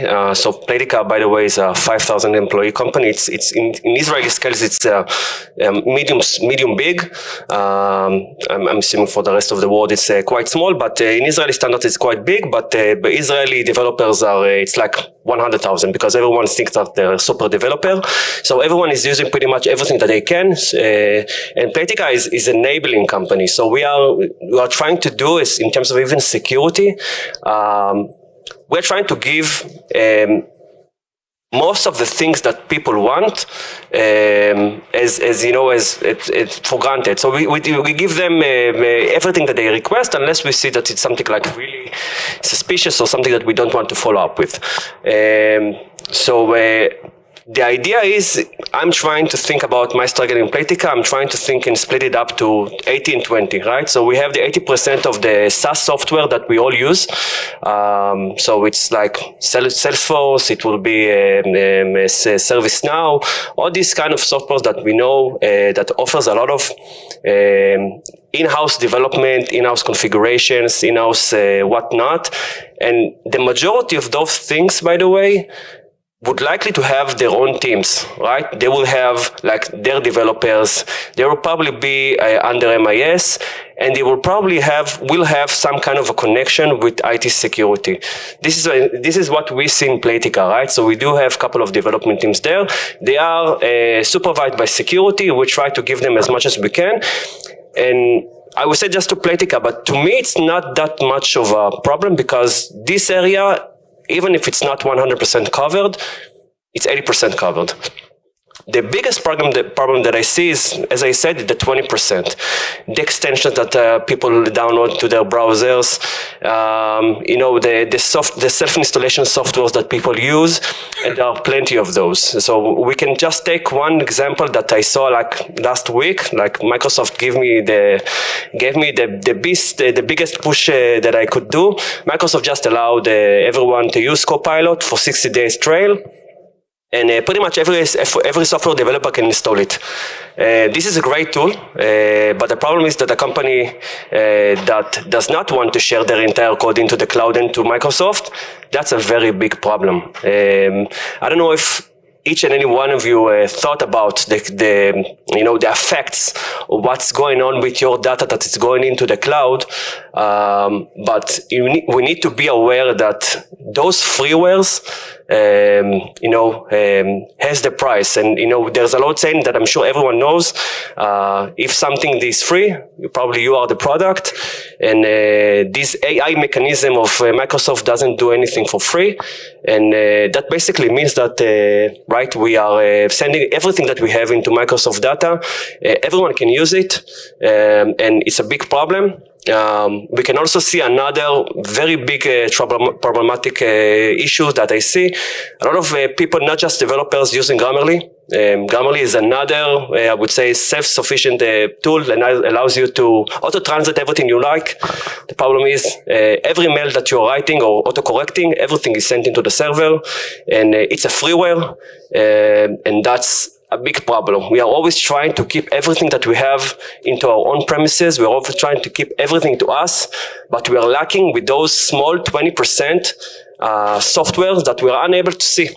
And I think that's really a major issue. And I think one of the things that I'm trying to focus right now is really to put more efforts in discovery and detection of those 20%, right? Because the 80%, as I said, we know them. We know that there's a problem.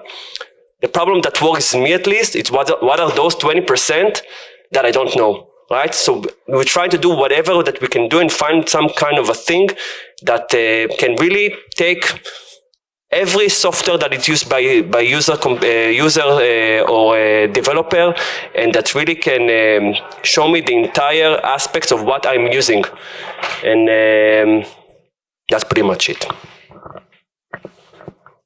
Thank you very much, John. That's super interesting. And Shadow IT is something that it's an ongoing fight. I mean, it's not something static that you can just cover and get rid of it and move on with your life. It's an ongoing battle with your own users, right? That's the idea. Yeah, I think it's something that never ends. I think there always will be another software. There always be another like passing solution. I just covered those specific cases. We haven't talked about API tokens. We haven't talked about even marketplaces, which I'll touch on later. But there are too many sub contexts or sub things that can be classified as shadow IT. It's like a standard that was mostly known back at the early 2010s. Now it's a little bit even more than shadow IT, but pretty much every user has its own, right now, mini IT laboratory in his own PC. This is really scary. I agree. I remember when I first started working at the bank and we did a big research about shadow IT. It was a very new concept at the time. And we were lurking after the employees, searching for local working stations beneath their desks at the office, and that was so absurd that nobody knew about what does it mean.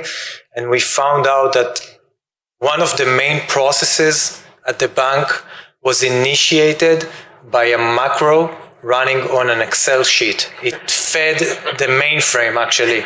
Something insane. That was just one example of shadow IT. Yeah.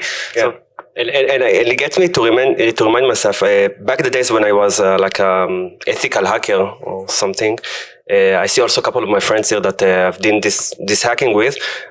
We used to look, the shadow IT for us was, look for like developers' Apache servers, right? And try to find their admin portal, try to Tomcat secret.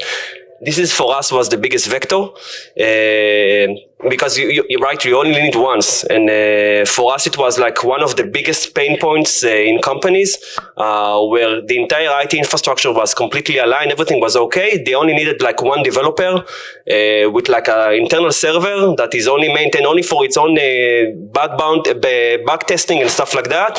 From that, you can do like the credentials harvesting, memcached and whatever. And for that, it was like most of the cases we went from that to domain admins like a couple of days. And I think right now I haven't focused on that because I think it's not really matter at the moment, because we have more stronger, at least some stronger operating systems. But now the struggle is the data, right? Now the point of failure that we have is the regulations, what is going on with the data, who is handling our data, and what we are losing in the process. Cool. Thank you very much. We're going to follow up with a few more questions later on. And let's move to the next topic and the next speaker.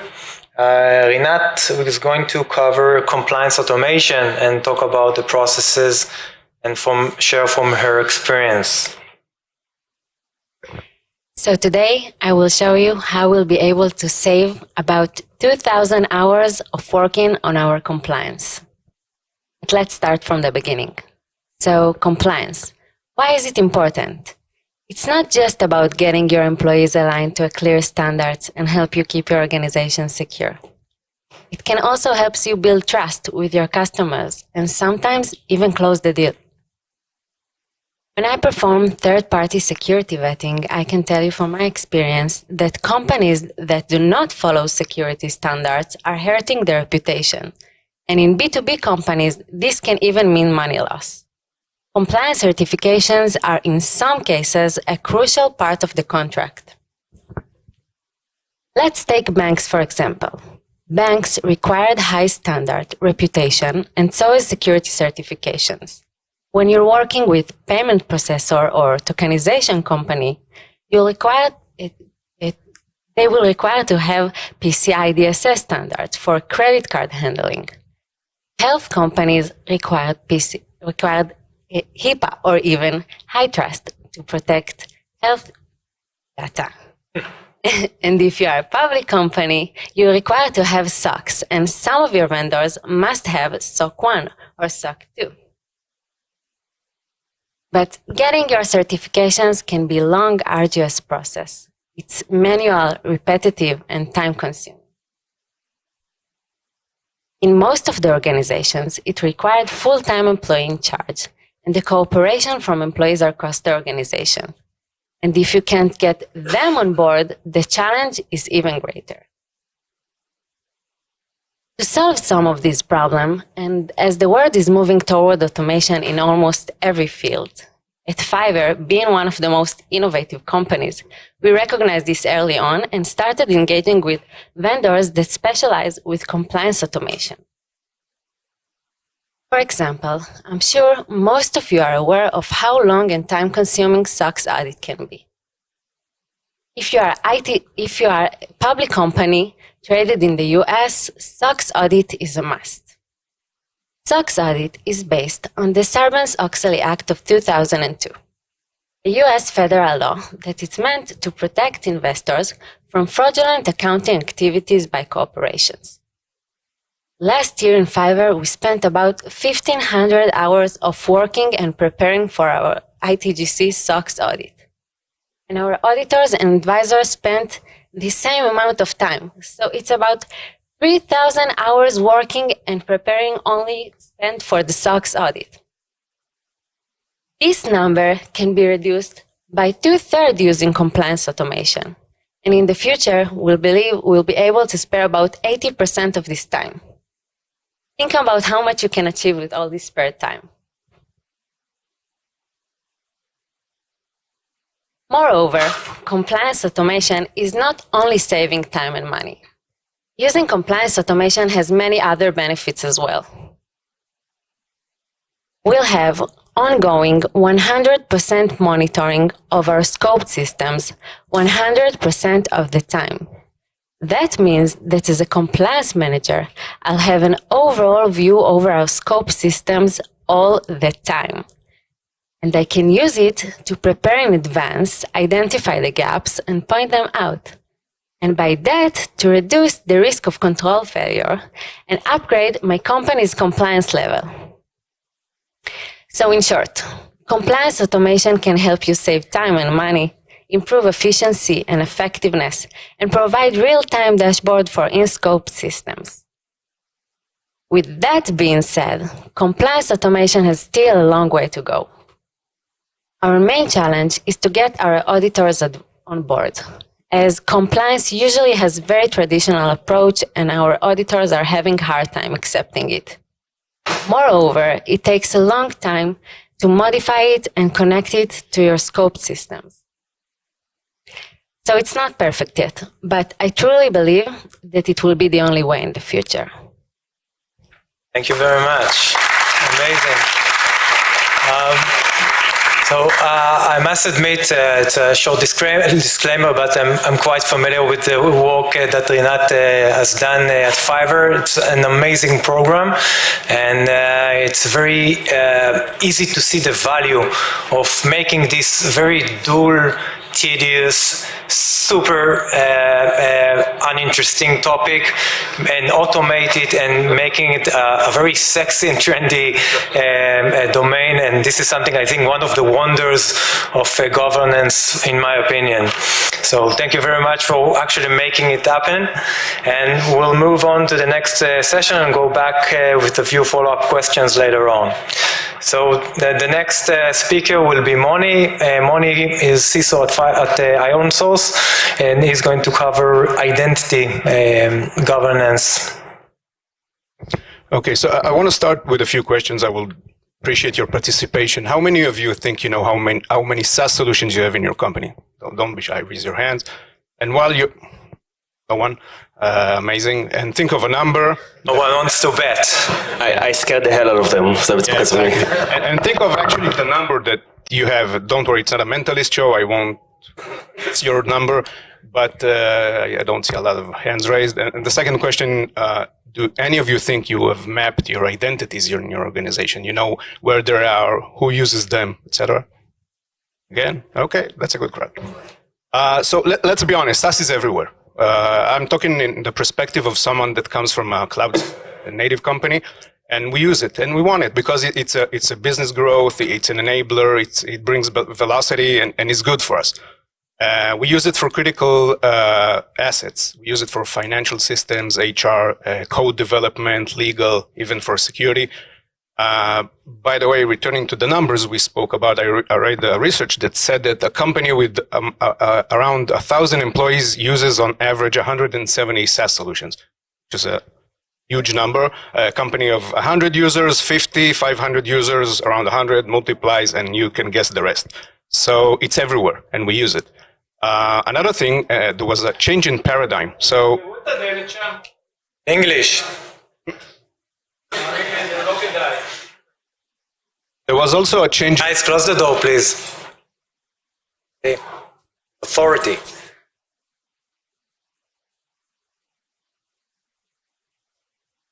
Okay, so let's move on. Again, there was a change of paradigm. We used to work on-prem, and vendors came in, installed their software, ran in our premise, and there was no issue. Now, when we use SaaS solutions, a lot of the time, because we want to get value, we send our data to their infrastructure, which puts us at risk.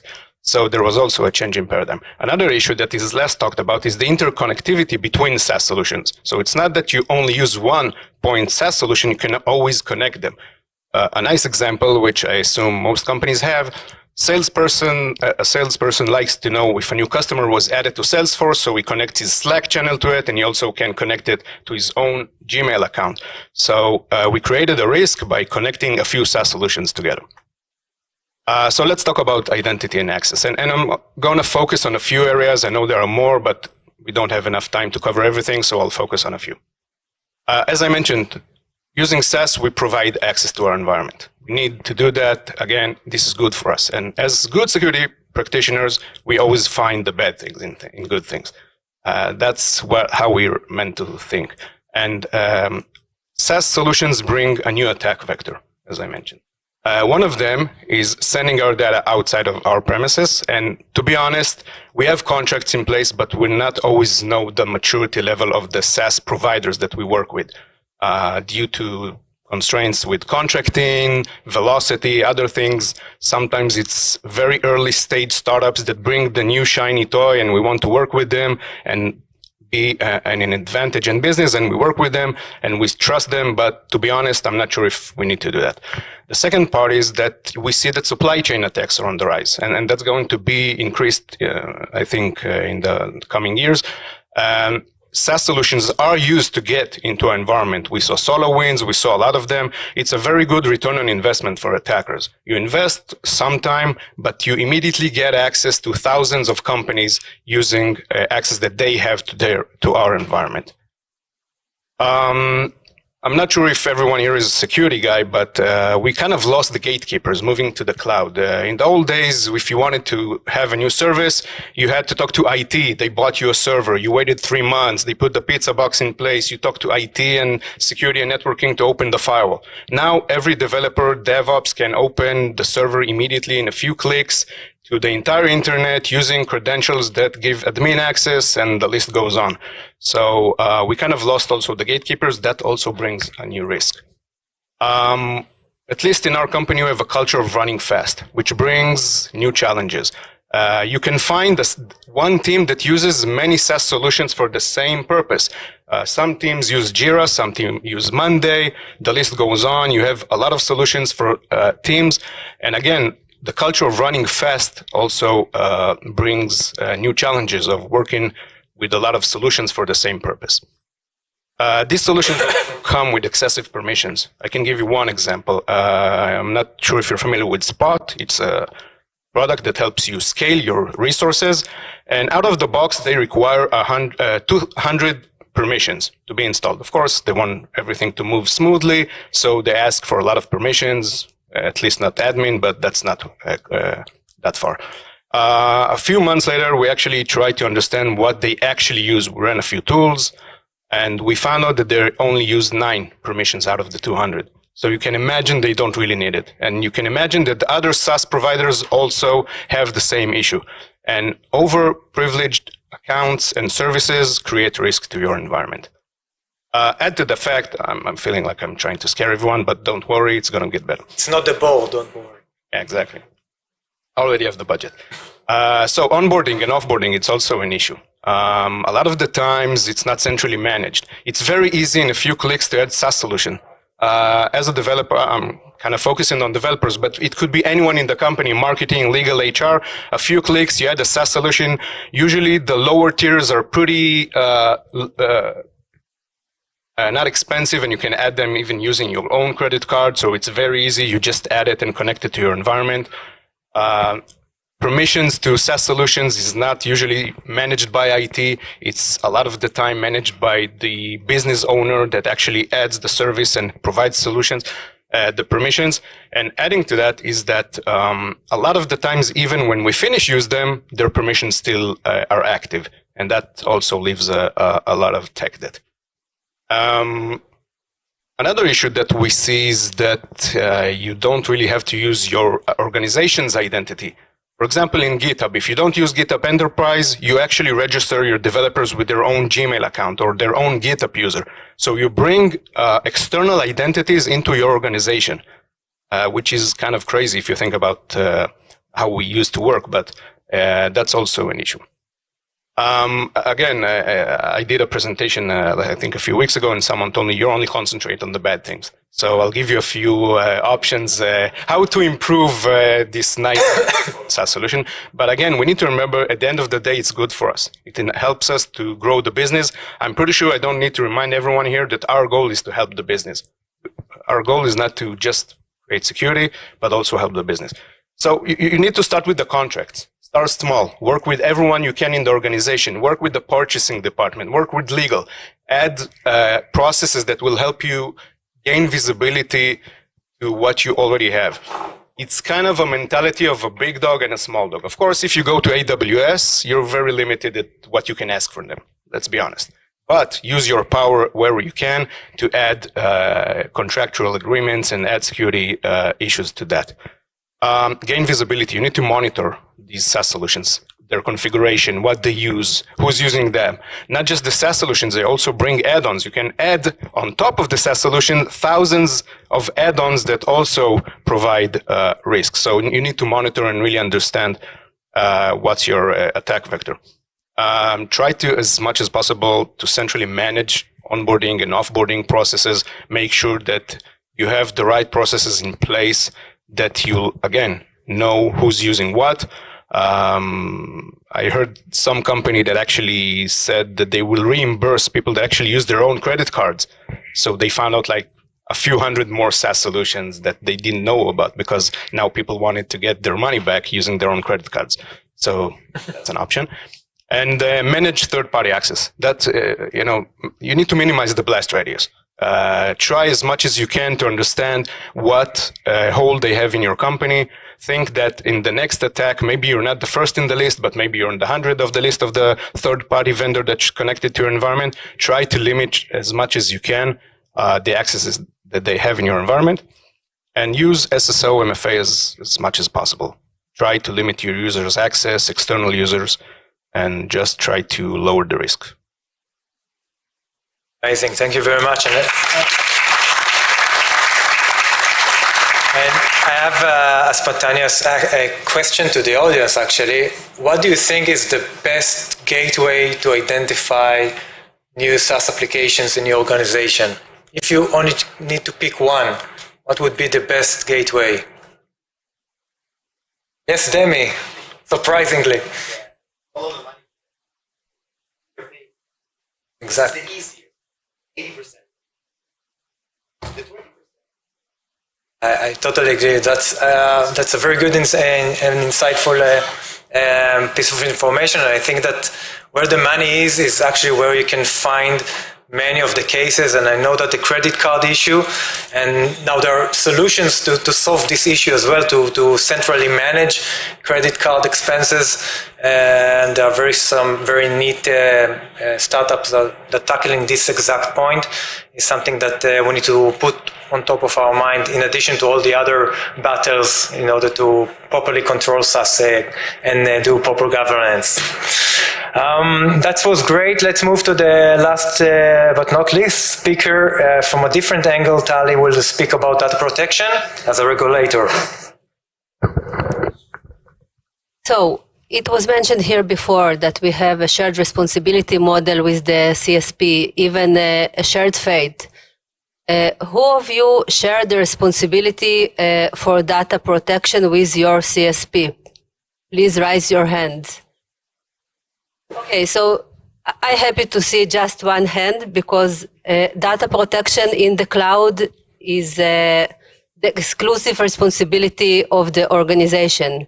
One of the two, the identity management and the data protection. And this is why I think this is so important to figure out what you need to understand before you put your data on the cloud. So first, you need to understand what is the data that you're going to put in the cloud? What is the sensitivity of this data? Because you need afterwards to manage the risk and protect this data accordingly. Well, if we get into how we protect the data, so we protect in different layers. Those layers might be potentially even shared with your CSP, but the data itself, how you encrypt it, what kind of keys you use, who possess the keys is totally your responsibility, and you need to understand those things before going to the cloud. So in the government, we develop kind of a calculator. We work together with ICT authority and additional partners to create a calculator that will help the ministries to understand the risk that the data that are going to put in the cloud pose to them. The other thing that we need to understand is how. We have the supply chain perspective, so we need to understand the ownership of the data. We put some data in the cloud, and then it goes through kind of different processes. So we find many times new data created in the cloud, and we have a lot of questions about that data. Who's this data belong to?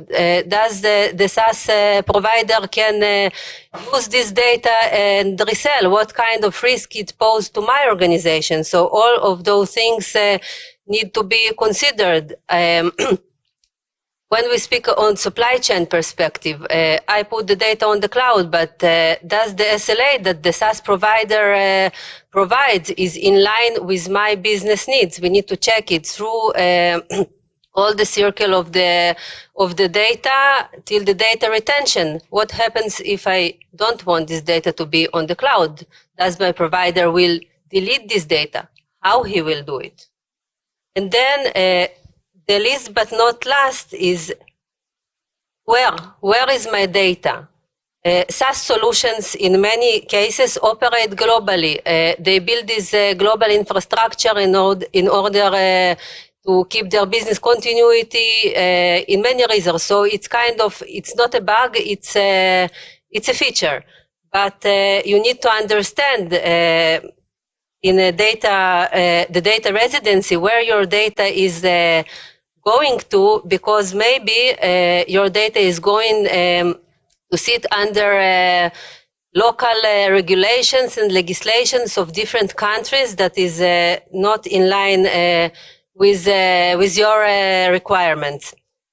So when we talk of use of SaaS solution, it is rising and it brings a lot of business and operational benefits. But the organizations need to understand basically all the challenges that they need to cope with and to adapt a strong risk-based governance model to protect the data in the cloud. Thank you.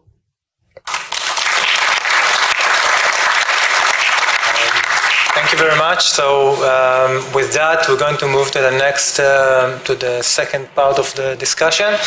I'm going to follow up with a few questions about each and every topic. And again, I encourage you guys, I know that there are some very cool startups here with solutions.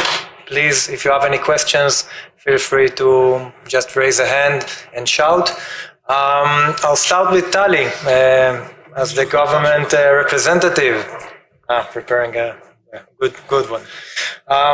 So what are the tools or concepts the government is applying for protecting data? I know that there are some very interesting concepts like differential privacy and other concepts that can help you better protect data from privacy perspective, in opposed to security, which is a different topic. What type of systems, processes, guidelines you apply? Well, so the Israeli government has a risk-based approach, as mentioned before. We develop process and criteria and tools to identify sensitive data, the data sensitivity, and then, of course, apply relevant controls. As for differential privacy, we familiar with this concept and many other data protection concepts, but the differential privacy is good for some of the business cases, and it's not always relevant, especially when we talk about government customer-facing systems. When we need to identify the specific customer, then this method cannot be applied, but others can be. And a follow-up question about frameworks. I know that we are part of the CSA conference, and this is something that they are very, very strong at. Does the government have their own policies and frameworks, or are you adapting to external known frameworks like CIS, NIST, and other to be applied in security and for government agencies? So, well, we are not reinventing the wheel, but we do fit it for the courage. So we of course familiar with different frameworks and apply some of them. So, for example, the defense methodology for organization, TOAG, it is based on NIST. Also, it was mentioned here before that in government decision, ministries adopt ISO 2701. And so both are references for government compliance. Also, we have INCD translated to Hebrew and published CSA CCM, including implementation specifications for Israeli markets. So usually we look at the common framework and good practices and fit it to our specific needs. That's great. And as a civilian, again, I'm very curious about understanding the process of enforcing standards. If you decide on a framework, does the agency or the ministry take part in the process of designing and building the framework itself? Because they're going to apply it later on. So what's the process? So, in general, in my opinion, cyber defense must address business needs, because if you want to tailor a relevant solution and increase the adoption, you cannot do it yourself without talking to the customer. So we're working together with ICT Authority and our partners to form the initial policies. Then we present it to the ministries and take their inputs, because eventually they need to to work and to adopt those policies.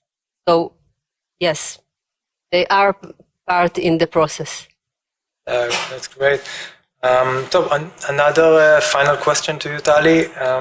I had a talk with a colleague yesterday for one of the government agencies, and we spoke about the concept of using standard SaaS applications versus homegrown. And know that it's very common in the army and in some government agencies. And what do you think? Does it make sense to use common and more standard applications like Slack, for example, as a standard tool? Well, so first of all, I must break the paradigm, because government agencies use SaaS solutions for over past 5 years for non-core systems. We have the government decision that adapted cloud first strategy. So, and we have the Nimbus project that actually brings cloud to reside here in Israel. And I believe this will help to remove the regulatory barriers we had before for usage, more massive usage of the cloud. So I believe this will help us to build standard and processes for safe government cloud adoption, while we're keeping our sensitive data here in Israeli borders. So I believe we'll see less and less those local solutions. We have 2 questions from the audience. Yeah. Just a second. Shoot. My name is Rajesh. I am the CISO for one of the large banks in India. First of all, I want to appreciate what panel was stating on the SaaS security, and I fully resonate all the concerns that you guys have raised. I have a couple of challenges which I face in my part of the world, and maybe I'll happy to learn if there is anything that you guys do it differently. While on the visibility, which Moni, you were mentioning on the visibility that you need to have, it's good to have visibility on the identities and who accesses those SaaS applications. But behind the scenes for those SaaS applications, how does the entity get a continuous compliance assurance? How do you know how is he faring? Because all those checks, all those assessments, one is a SOC 2 and all those tabletop checklists that we give. That's something which comes back to us. Is there anything which is done differently here, which probably can be learning from you, or on ensuring this continuous compliance scheme? And the second thing, which again is a concern on the SaaS applications, I put both the questions and maybe one after the other an answer. The other thing which I feel is also a challenge is on the data. I mean, time and again, Ran, you mentioned, Tali mentioned on the keys, especially in case of SaaS applications. In case of SaaS applications, sometimes it becomes difficult because these are shared across entities. These SaaS applications are not dedicated. So how does a key management play a role there? Because most of the time we get a resistance from most of the SaaS application providers that the architecture is composed in a way that you will not be able to create separate key for a client.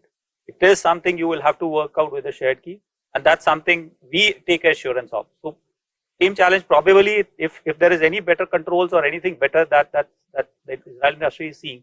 Happy to learn. Great question. Do you want me to repeat it, Mona? No, it's okay. I'll refer to the second one because I have no clue about financial services compliance in India.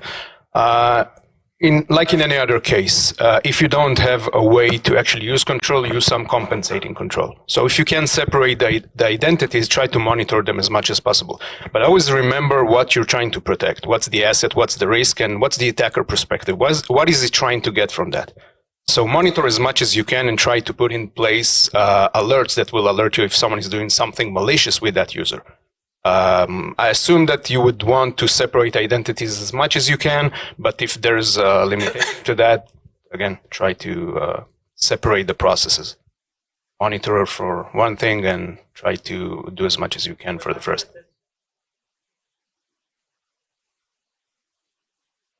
To be honest, compliance for me is not security. So I, focus my efforts on actually protecting the organization, not doing a checkbox for, compliance. So my efforts are, specifically oriented to protect the processes and what we do. Maybe someone else could. I think that it should be, we work on a risk-based approach, which is much more solid than compliance per se. Compliance is like the floor. You need to thrive to do more than that and not just mirror. No, it's okay. Because that happens, just exposed. You don't know what's happening. Various other checks that you know what's happening. When you are facing a risk-based approach is. I agree, and I think that there are compensative controls like legal contracts mainly, and some documentation that you add a part of it. In the end, you need to have some kind of trust, and you need to think about how you manage your risks. That's in the end of it, and I know that you can follow up, but it's not a solid, it's not a bulletproof. It's very difficult, in some cases you know that you apply or you use an application and you don't fully trust it. That's, to be honest, something that I've encountered myself, but this is our work. I mean, maybe it's in the purchase process. You need to understand, as with any other supply chain, right? Because I'm not sure about in your country the supply chain regulation for banking, but probably you're responsible for your supply chain. And if it is a SaaS provider, it is not different. So you may want to ask them questions and provide you some evidence for the areas of your concern.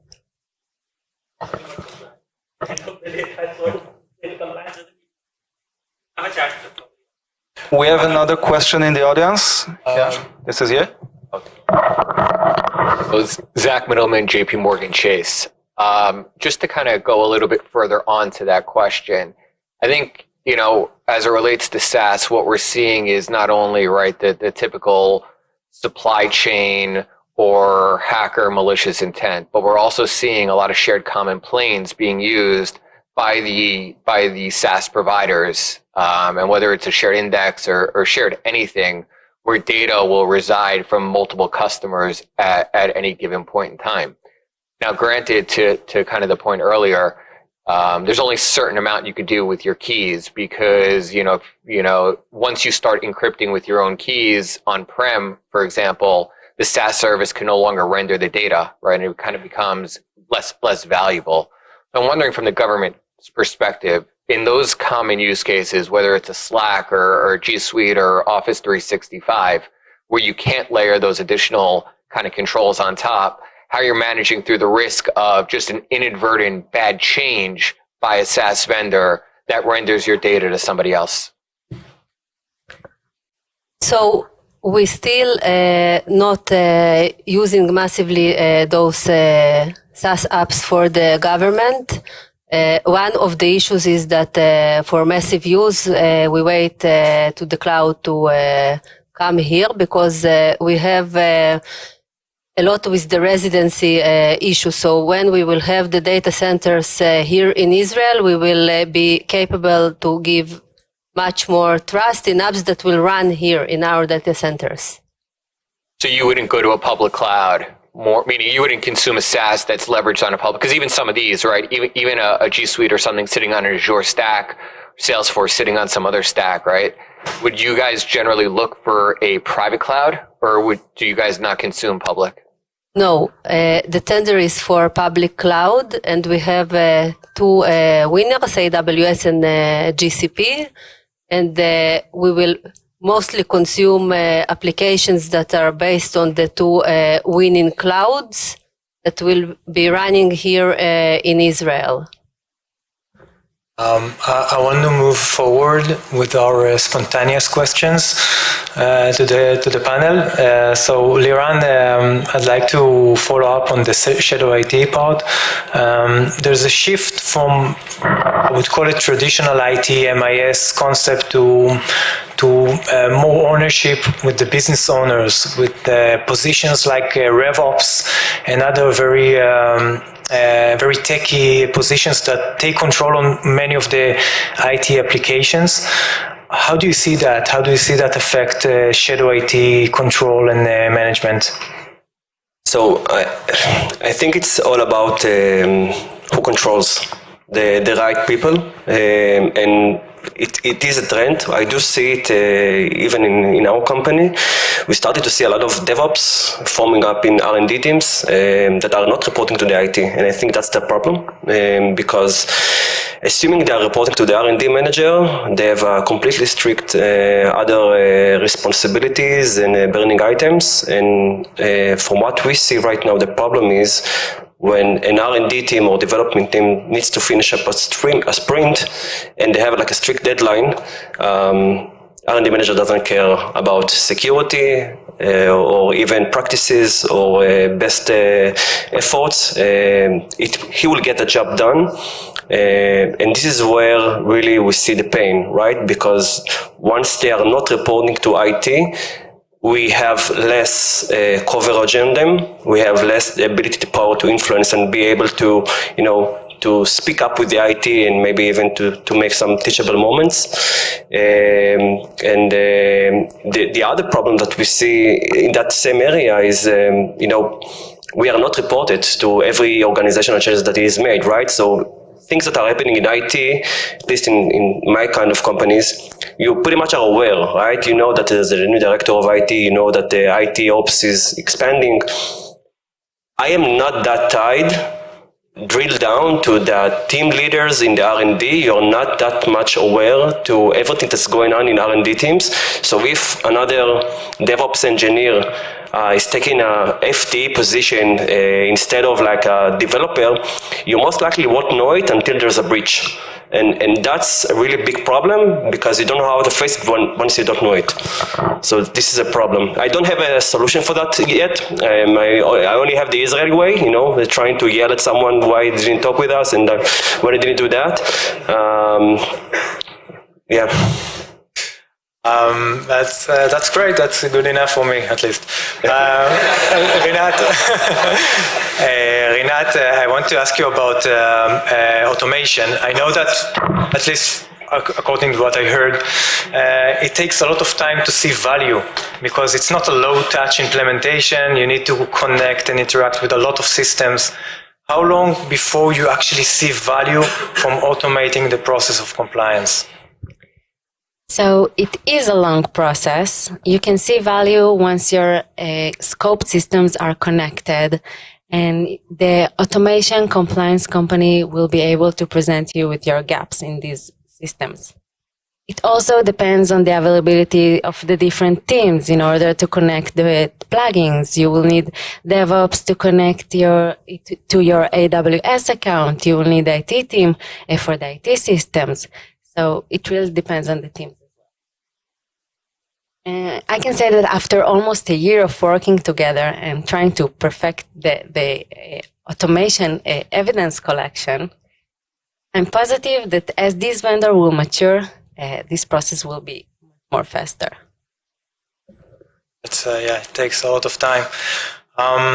And we don't have much time for more questions, so I'll just wrap up with the final question to Moni. What do you think about just-in-time access? I know it's a very trendy concept, and I know that the startups are trying to apply just-in-time concepts in the wild. How do you see that? Is it feasible? To be honest, it's about time that we actually use it. It's a very good solution to control access to your environment. If you include it in your processes of you onboard employees or even give access to third parties. I think it kind of negates the purpose of onboarding and offboarding. But at the end of the day, it helps you because, as I mentioned before, vendors leave and their permissions are still active. So, and also for your users, you can do attestation processes faster. You can do, you have joiner, mover, leaver. So the people that move, you can, give them permissions when they join, but for a few months, and then when they move, you can change it. I think it could help in a lot of areas of identity, and my perspective, if we can implement it as much as we can, that's going to be very helpful. So we don't have much time, so we don't have more time for questions.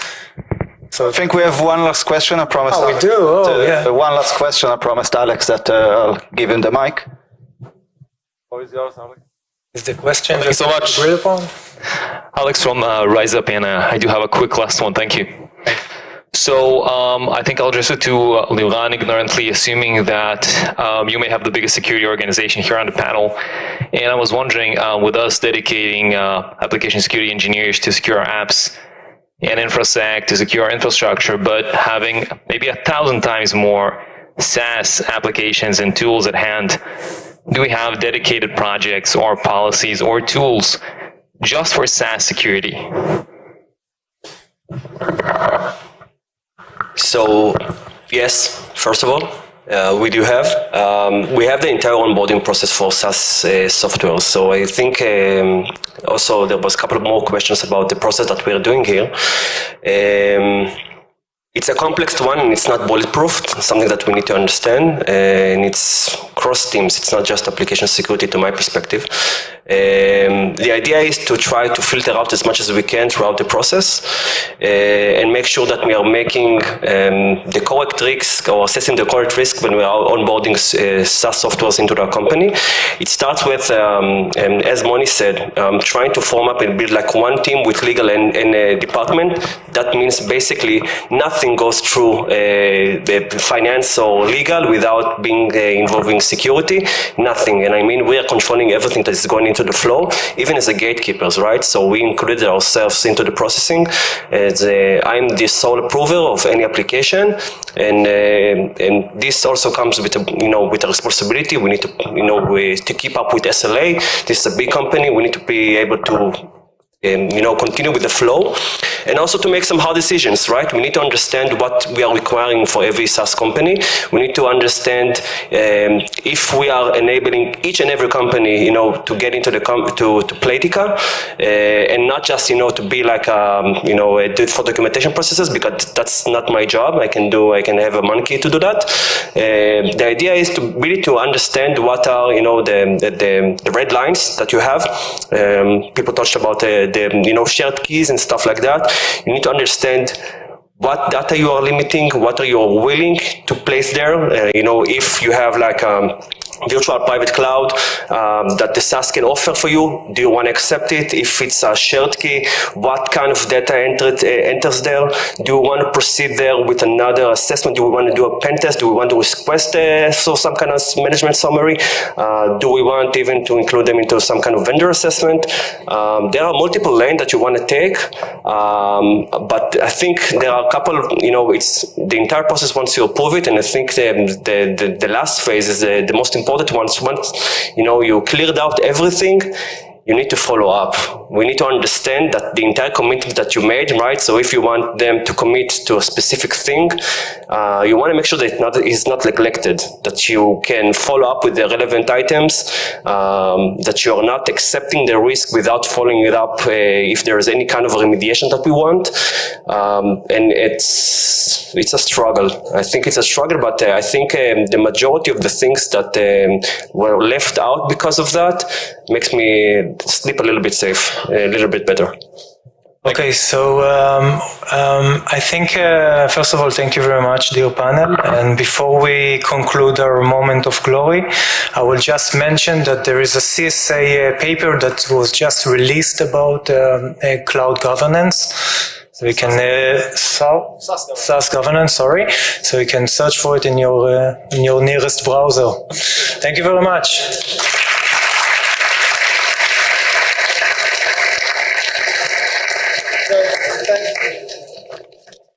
Thank you, Shahar. Thank you, everybody, panelists. We are switching fastly because we're late on time. We're switching fast to the next panel, CI/CD security. I know it's a long session, but if Cyber Week was easy, my grandmother would be here.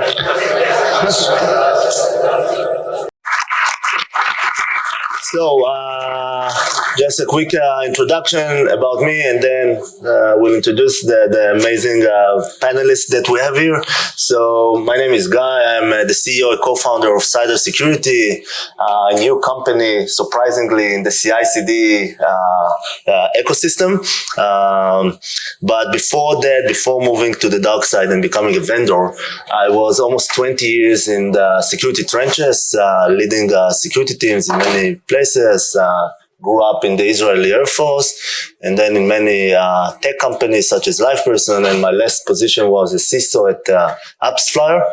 And then I moved to establish Cider, basically trying to fix the pains that I felt in my previous positions as a CISO, as a security professional in security teams.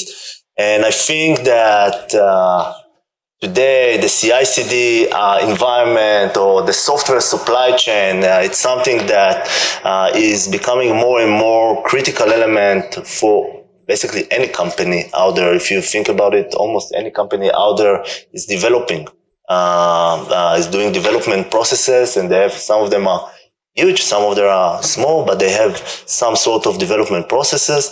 And on top of that, complexity, on top of that, changes in adopting those processes, attackers are feeling that this is the right place to attack companies and find a way to go into the crown jewels of many companies. Just last year, we saw many events, starting at the end of 2020 with SolarWinds, and then Kotkov, dependency confusion. GitHub are being hacked many times, and Log4j, and all those items that we encounter just in last year, if you're starting to think about it. So with that in mind, we'll present the incredible panelists that join us. Yuval Reut, the Chief Information Officer at Riskified. Moran Ashkenazi, VP Security Engineering and CISO JFrog, and Ziv Yankovic, co-founder and CTO at Surf Security. The floor is yours. Yuval, you can start. Okay. So hi everyone, my name is Yuval Reut, 20-year cyber veteran, CIO at Riskified. I'll start with a few words about Riskified because I think it's going to set the stage. I'll say a few words about Riskified because I think we're going to talk a lot about the solutions that we do internally. For those who don't know, Riskified is a fintech e-commerce enablement company. Our core product solves fraud for some of the largest global brands. We have about 800 employees, went public last year and processed $80 billion in GMV in 2021. On the tech side, we have around 300 engineers and data scientists running around 350 microservices, deploying code in thousands probably a month. And that's a very dynamic environment that we try to run through and work with. Can I go a little bit about just that? Yeah, go ahead. So I thought a little bit about what CI/CD security is for me, and I think when I first initially thought about it, we always think about CI/CD and we think of the applications that our developers develop and the path it goes through from repo all the way to production. But the truth is that we've all been working really hard in the last few years to bring our infrastructure also to be code. And so that really changes the paradigm, and it really brings a lot of more perspective on what really is code. And in the post-Kubernetes world, when developers are actually developing and writing their resources as code, that paradigm completely shifts and completely blends between infrastructure and software.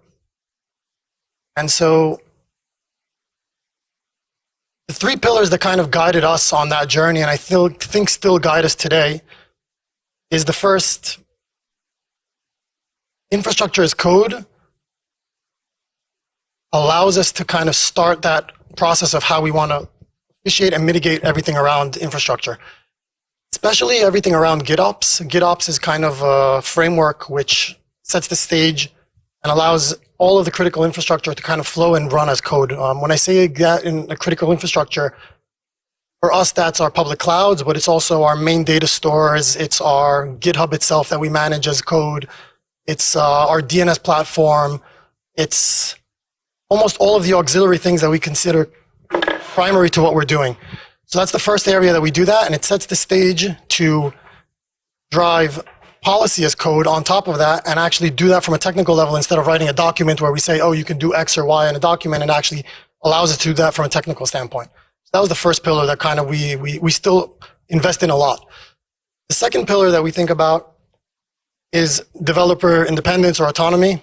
And it's something that is core to our technology at Riskified, and I think something I'm a big believer of as well. It stems from allowing developers to start and write their own code without kind of interjecting with other teams, but it's just as true with security. We don't want them jumping through hoops. We don't want them waiting for security approval. We want them to be able to work in as much velocity as they can as developers, or as much autonomy we can as infrastructure teams. So that's kind of a core subject that also allows us, and when we think of that, we always think of what we can do as security teams to build policy, create environments where they can work as freely as possible, at the same time always thinking how we can create a secure atmosphere and allow that to work as fast as possible. The third pillar, which I'll also touch on, we always say CI/CD is one kind of word, but the truth is it's two different processes. One is continuous integration. It's how we build, test, and create all of the packages, and the second is deployment, how we take those packages and actually bring them into production. And so when we actually look at those as two different processes, the ability to see where we want to interject and where we want to add different controls or align with the developing teams allows a lot of that. So those are the kind of three pillars that we think about, and I'm sure we'll touch a lot of those topics later. Awesome. Thank you. Moran? Hi everyone, you can hear me. Okay, sounds good. I'm Moran Ashkenazi, VP Security Engineering at CSO at JFrog. I joined JFrog 2.5 years ago, and I'm so happy to be in this panel because the CI/CD is one of, it's a culture in JFrog, and that's my role. So for those who are not familiar with JFrogs, although I see a lot of customers here, JFrog is the liquid software. We develop solution for develop software fast and secure. And the reason I joined is because I wanted to explore the area of the DevSecOps, the CI/CD, security CI/CD, and that's what I'm doing in JFrog for 2.5 years. So when Guy wrote, the question, think about what CI/CD is for you, I immediately, thought about the culture, thought about how we did it in JFrog, and I think it's super interesting to share it here. So the DevSecOps stands for development, security, and operations. Those three need to be together, live together. It's a part of change the culture of organization, which is never easy task, not for a CISO, not for a CIO, not for CTO, of course. And in order to do that, you need to start with education, with a change in people mindset, to bring security as something that is cool, is innovative. It's not just something that you have to do. It's something that you want to do and you want to adopt. In my opinion, it should start from the bottom up, and it's something that every engineer should take part of. So it's about a culture, it's about automation, because that's what CI/CD is, right? It's supervised, your releases, your code that will become a package, that will become a product and an application. So take that as an automation process. It's a mandatory step. You cannot do, manual work, and I super understand what Yuval meant when he said infra as a code. It's a part of that. The full automation is connect to the developers, understand how their engineer life day-to-day look like, connect to that, and start build the third part, which is a platform that will explain and will embrace security as inherent part of the life cycle of an application. What we did in JFrog is invest a lot in change culture. We embrace security as a part of what we're doing. It's a part of the DevSecOps process, and it's fully automated. When I'm saying automated, I mean the full life cycle from the left, the shift left, the IDE that will connect to the developer, will raise up his awareness of damage packages or vulnerability, all the way to the development and the shift right to the runtime. And not forget the shift up, which is the application and how it's been deployed on our cloud, the cloud configuration, or let's say the misconfiguration in the cloud. It's something super common. You need to invest in all those layers from the cloud providers up to the infra as a code with the Kubernetes security and of course Terraform, etc. And then develop something that is scale, that you can adopt it and it will be a part of the life cycle of the company growth. That's it. Thank you. Ziv? Okay, so Ziv Yankovic, a pleasure to be here. So like my fellows here, I'm super excited about the CI/CD. I'm assuming nobody knows what Surf is. So Surf is all about zero trust browser. And I'll explain what it is because it's relevant, but I actually start with my background. I came from the financial industry. A good part of the last 18 years, I've been a CTO for the largest foreign exchange platform in US treasuries out there. And I did massive project in the financial sector, and trying to do CI/CD 10 years ago and looking at the evolution ever since till now, it's amazing. You know, talking from taking a package and whitelisting a package, and you have to have a dedicated team to whitelist the package, and moving on to a full pipeline today is massive. So actually Surf was founded because of last project that we did was actually taking all the bank system in China and replacing them with a system based on Chromium. Now, those of you that don't know, Chromium is a huge open source code that powers Chrome and Edge. And it's a 160 gigabyte of code that you have to keep up to date if you want to make sure you're secured with the latest. And topping that with an experience that we had to do that, and my developer had to work on a VDI environment. So I don't know how many of you had developers working over VDI to develop code. I do not recommend that experience. I lost a lot of good people to that. And being a CTO, yeah, and being a CTO fighting for productivity, not actually coming to fight for the security. I was the one fighting for the productivity. We figured it's about time to come up with a creative solution that will help us in that space. So that's why we started Surf. Now, what we believe is out of the box, from the get-go, everybody understand and embrace security. From the developers, from the architects, we all embrace security, and we embrace it in how we automate things, in how we build our code, in even how we do our penetration testing. All of that comes together. Our challenge is a bit different because we need to deliver an endpoint solution on a multi-platform environment, and we need to make sure that it's super secured. So we'll talk about it a bit later, but that is us. Awesome. Thank you. So we can start with the questions. After that, of course, it will be open to the crowd for more questions. So we talked about the CI/CD and the fact that the DevOps has really changed in the last 5-6 years. The DevOps that with the maintenance window that all the time on Sunday in Israeli companies and try to deploy completely changed, and now everything is moving on a real time, and stuff are being changed almost on a daily basis inside the production environment. And changing that introduce a lot of opportunities and also a lot of challenges to the security front. I would like to hear your perspective on how you see those challenges and of course the opportunity for the security inside this ecosystem. Want to start? Someone more? I'm happy to start. So again, taking the journey, and I'll go back to what I said before. It goes from the perspective of when one of my developers wanted to introduce a package, and I'm talking eight years ago, let's take it, or 7 years ago.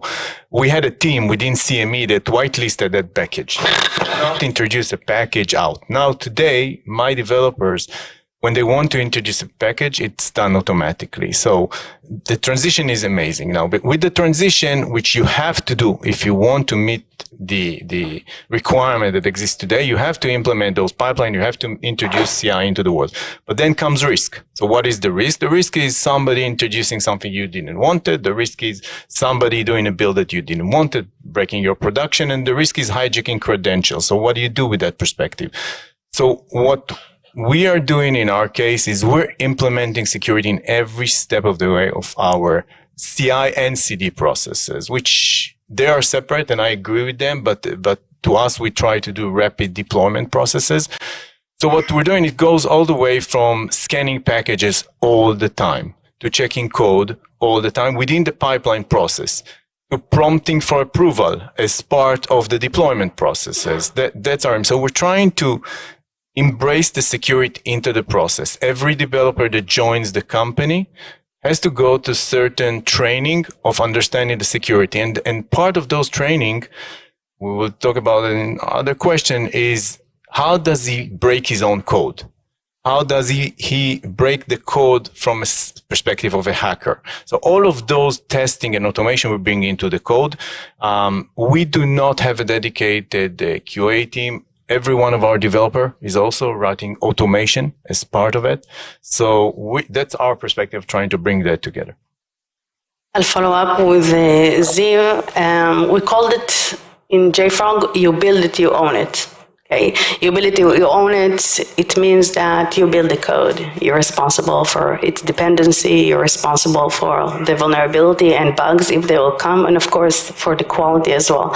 So the challenge here is to bring security into attention. It's the developer needs to understand that it's his responsibility. Of course, we are sharing responsibility, and we are here to support him to bring it to his intention, to make sure that we are selecting the right solutions that will integrate into his life, the software life cycle, and it will be will manage to identify the vulnerabilities all the way.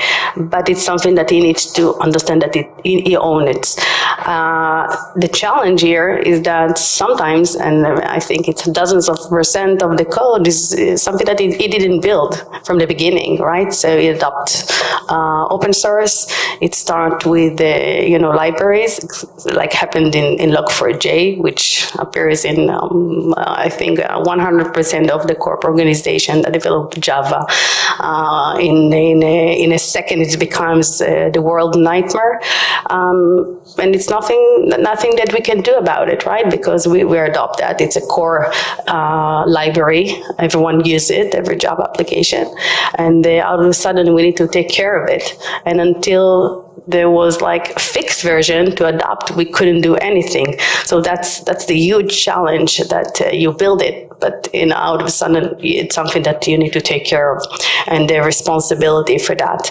And the second part is making sure that you prepare for that. Okay, it's another challenge that it starts with once in a while you need to upgrade, but out of the sudden it's become like rapidly something that you need to create processes that it won't stop the business, and it's something that you can do easily, a liquid like we want to call it. So I think that you build it, you own it is a challenge, but there's also opportunities for security to bring it into attention. You don't need to explain why it's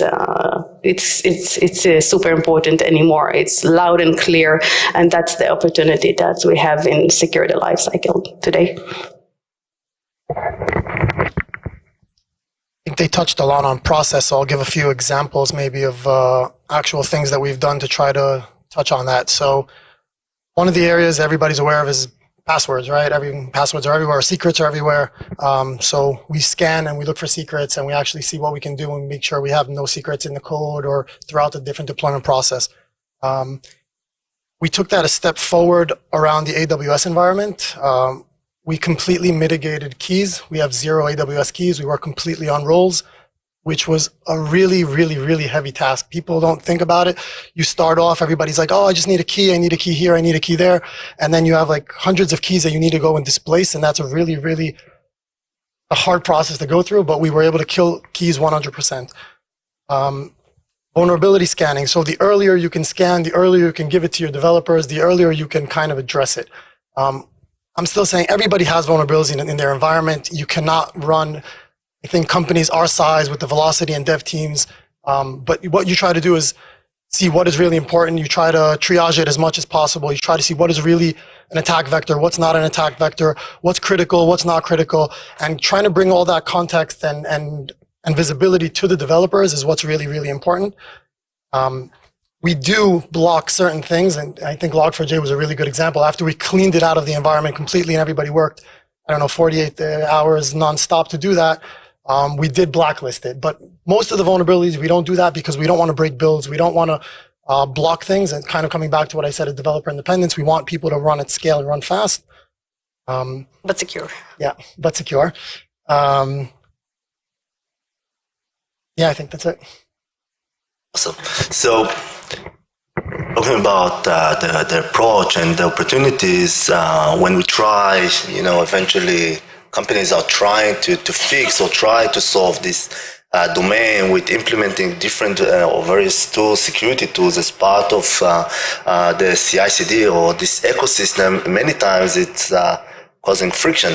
Eventually, the DevOps and the dev team say yet another tool and another tool and another tool. Eventually, they start to block those attempts because of that challenges. And I wanted to hear your perspective, how security team can work together or what they need to do from implementing tools to reduce that friction when coming to do so. I'll start. Okay. So there will always be a tense between security and everyone else, right? I think I'm not surprising anyone here, right? But I think that the challenge is to connect and create some kind of culture that we all adapt security, and it's a part of everyone's life. It's not the responsibility of the security to take care of the code, to take care of the infrastructure, to take care of the cloud, to make sure we'll be compliant. It's everyone's responsibility, and that's a culture change that must be done. If you're in a company, if you're a CISO in a company where they don't understand that security is everyone's responsibility, you're in a big, big trouble. And I think it's something that needs to be changed. So starting with the entry point, there are so many startups, so many new amazing technology out there that I think that the CISO's role is to get focus. Okay, understand exactly what are the risks and which product to adopt.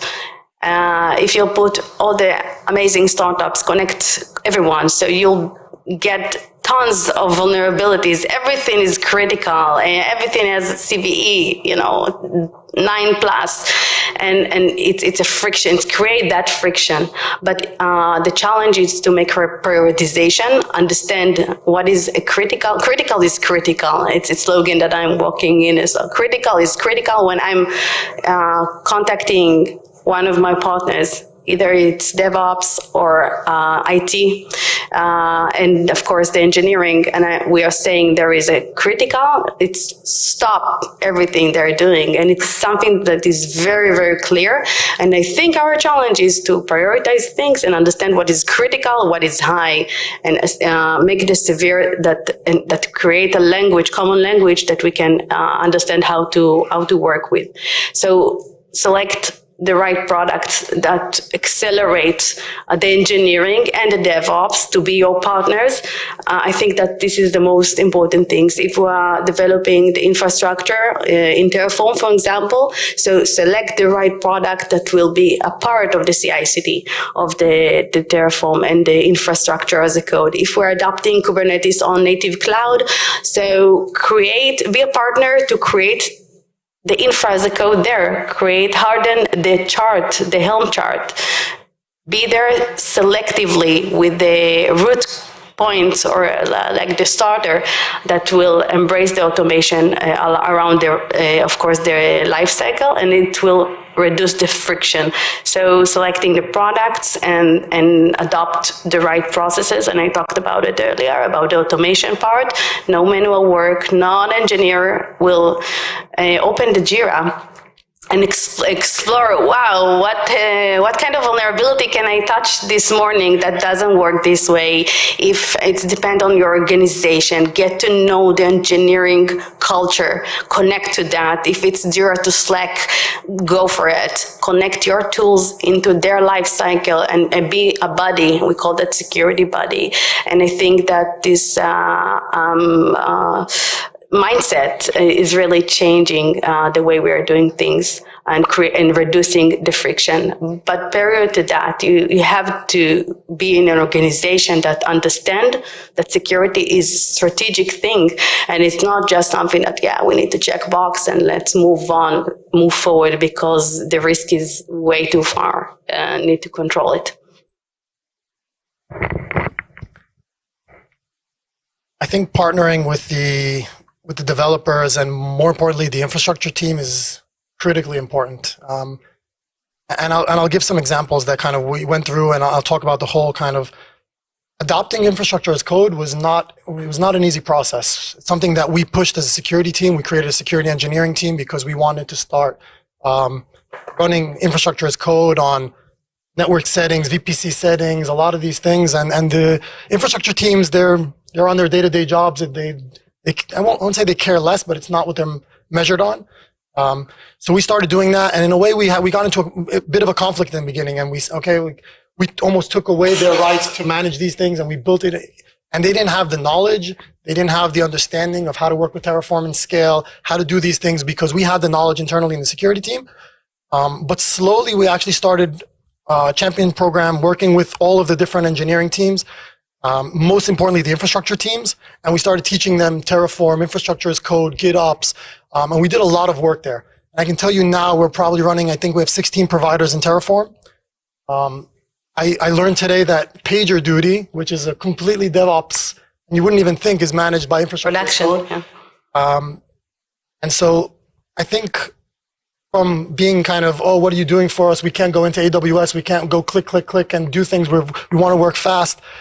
So right now, in order to do any kind of change on any kind of infrastructure, you have to go through a pull request. It goes through all of the different security scans, and it's released to production. If somebody goes into one of our production environments right now and makes a manual change, we'll know about it. They'll actually call each other out on it. So they'll get the alert actually goes to the infrastructure teams because we won't know what the change was. It doesn't really give us a lot of context.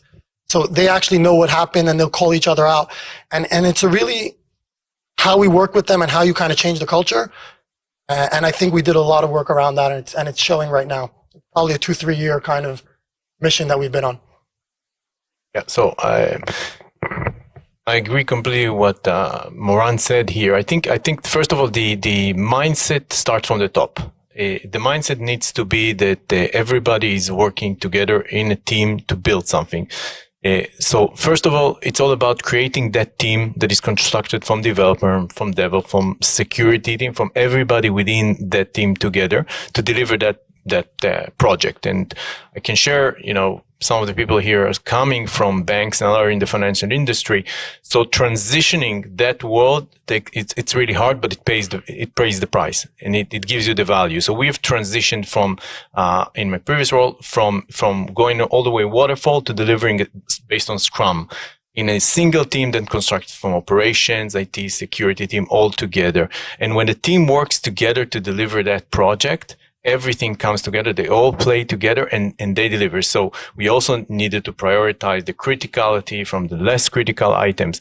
But once you have a team working together, and the mindset from the top is that security is not less than delivering the functionality, then you can move on with the CI/CD and a delivery at a pace you've never been there before. As long as you can prioritize. And the team prioritize. Definitely. So, talking a little bit, you all mentioned it behind the lines regarding the structure, the security team. And there is, as part of the challenges and as part of the complexities of trying to work with DevOps and dev team, there are a lot of questions around how the security structure, security team structure should be, and where, the positions such as DevSecOps, SecDevOps should be located in, mainly because, a lot of DevOps teams said that they're not allowing anyone outside of their team to touch anything regarding the CI/CD or the production environment. So what is your take about that, and how many fights you had around it, and who won?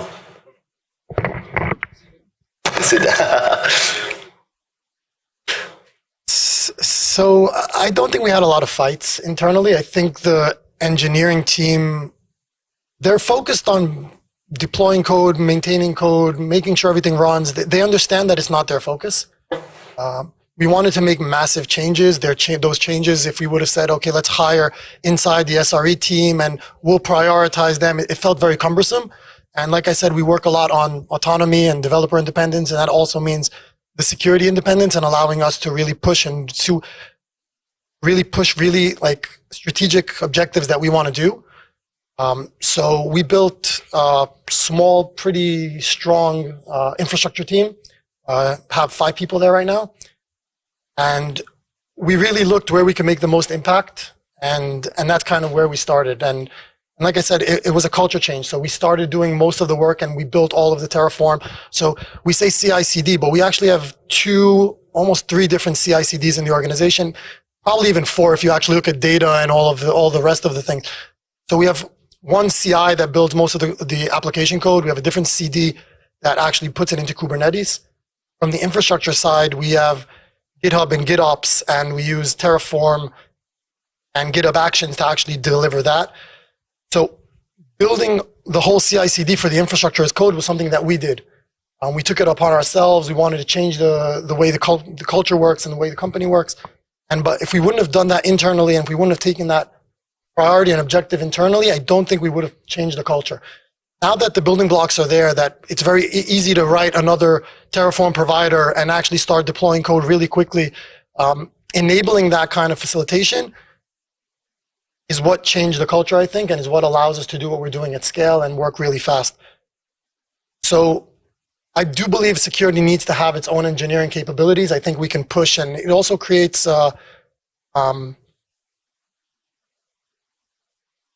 it's not only independence, but it's also kind of the ability to really push forward objectives fast. Like, it's not, we don't want to, let's go through the queue process and let's go what the planning is and is it objective to the company.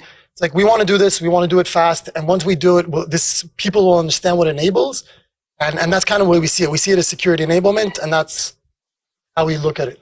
I don't know if that answered your question, but. So you won. You won. So in JFrog, and I truly believe that it really depends on the company, because there is, like, every week I'm getting another call that how to build what is the perfect security department or division, how it should look like. And I think it super depends on the company, how they are driving fast, how they're doing it. And I can tell that what we did that helped us here is divided the security objectives into 2. The security division that I'm managing, we call that the CISO office. It's divided by cloud security, incident response and SecOps, and product security, which is a part of the application security, but not just. And that's one part of the security. The second part, which is the major part, is done by R&D and DevOps. And we're managing 15% of their objectives and key results every quarter. We are full partner for the OKRs, we call that. Every big room, we are a part of that. And that's the reason we call that security, product security, where creating the objectives, identify them, prioritize them, and lead them as tech lead. We're creating PRDs, explain what we want to achieve, and then follow up with that and managing that. And that's our secret sauce that works for us. And I have to admit that it works amazing because the people that wanted to take those tasks from R&D and DevOps, they became like the pioneers. It's not just a champion program. It's much more than that. Usually they are the advanced developers, and it's become like a luxury to be a part of a security initiative this quarter. And I think that it's something quite amazing because for DevOps, they fight for innovation, security. It's something that they fight for. They don't want us to do that. And my teams are, most of them developers. They can be totally independent, mostly lecture. They are the head of the octopus. They know exactly how to do things. And Yuval mentioned that you guys pushed Terraform, and I have to admit that we did it the same. We pushed the infrastructure as a code much before we pushed the security to be a part of that. Same goes with the R&D and DevOps. And once people understand that, wow, a developer engineering that also knows security is like a super engineer. And it's usually the pioneer, the one that will be selected for the most innovation and visionary epics in JFrog. And I think that's the secret sauce that works for us, but it's really individuals. Yeah, so relates to that completely. In our case, what we do, as I mentioned, so we have everybody working within teams to deliver the functionality. We believe strongly in T-shaped people. So that goes to what Moran said about DevOps being in developers and security, etc. So we strongly believe in that. T-shape will invest in that heavily in whatever is missing to make everybody a whole on that perspective. We introduce governance perspective for security and deployment. So every time that something go out a certain steps, there's governance around everything that poses a risk. The team itself surface that, and they all work together to deliver that. And we promote very highly innovation in tools. And we mentioned it earlier. We try to consolidate the tools that we're using rather than each time introducing a new tool, but we're trying to be very innovative with what we're using and measuring productivity. We're not a big organization, so we have to be very productive to deliver what we do across multiple platforms. So we try to keep it as a high pace of innovating things. Awesome. So how time flies when you're talking about CI/CD. So we need to move. Yeah. So we need to skip some of the questions from here to a question from the crowd. Yeah. So we get the mic for you. High pace. Okay, thank you. My question is based on a premise. If the premise is wrong, you'll correct me at the end of my question. The premise is that CI is based on automated unit testing, and CD is based on automated end user testing. That being the case, who do you think should write or design the unit tests? Who should code the unit tests? And who should test the unit tests, that they really are valid tests? That's my question. So, can I start with that? Go for it, yeah. Very passionate about that perspective. So as I mentioned, we do not have dedicated QA teams in our case. Every developer that we have also write the automation and not just unit testing. We write end-to-end testing as part of the delivery of every item you deliver.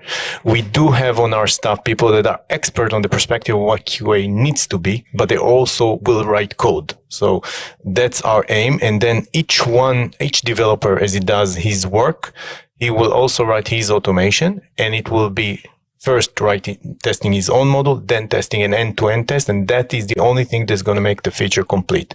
There are going to be cases where we believe that you don't want to leave the cat guarding the cream, and then in that case, he will be creating automation for something that somebody else have developed. But that has proved that a lot for us. It got us in a very high quality. We also introducing bounties to developers that are able to hack the platform. So we have a real hack the system kind of, everybody that, if somebody succeeded to hack somebody that somebody else did, we give them a bounty on top of that.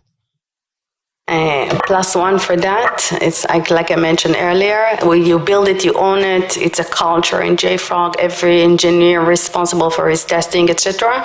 But on top of that, we have the integration testing because it's something complex than that you need to go through, pass it, and then move forward with the version. So everything around unit testing, functional testing, everything around the coding, I see it as more as R&D's priority, and they need to own that, and they own it completely. What we do add is we try to see if we can add security testing on top of that. So we build the engineering for building the security testing, but even what the security test puts out, if it finds vulnerabilities, secrets in the code, whatever it finds, we'll push that back to the engineering team, and they'll be the ones who need to mitigate that. Not that we're going to sit and actually mitigate their code. They have to mitigate their code, like Mohan said. They built it, they own it. They need to make sure it's running, passes unit testing, functional testing, but also security testing. Yeah, and the guardrails must be well defined, like no hard-coded secret, for example, right? No misconfiguration in your code, no critical vulnerabilities as a static code analysis, etc. So the guardrails must be efficiently declared. Okay, one last question, quick one. My name is Falgacha. I'm CISO for Financial Institution in India. I like the code that you built it and you own it, right? Let's say over the period of time, code keeps on changing, and probably individuals also keeps on changing, right?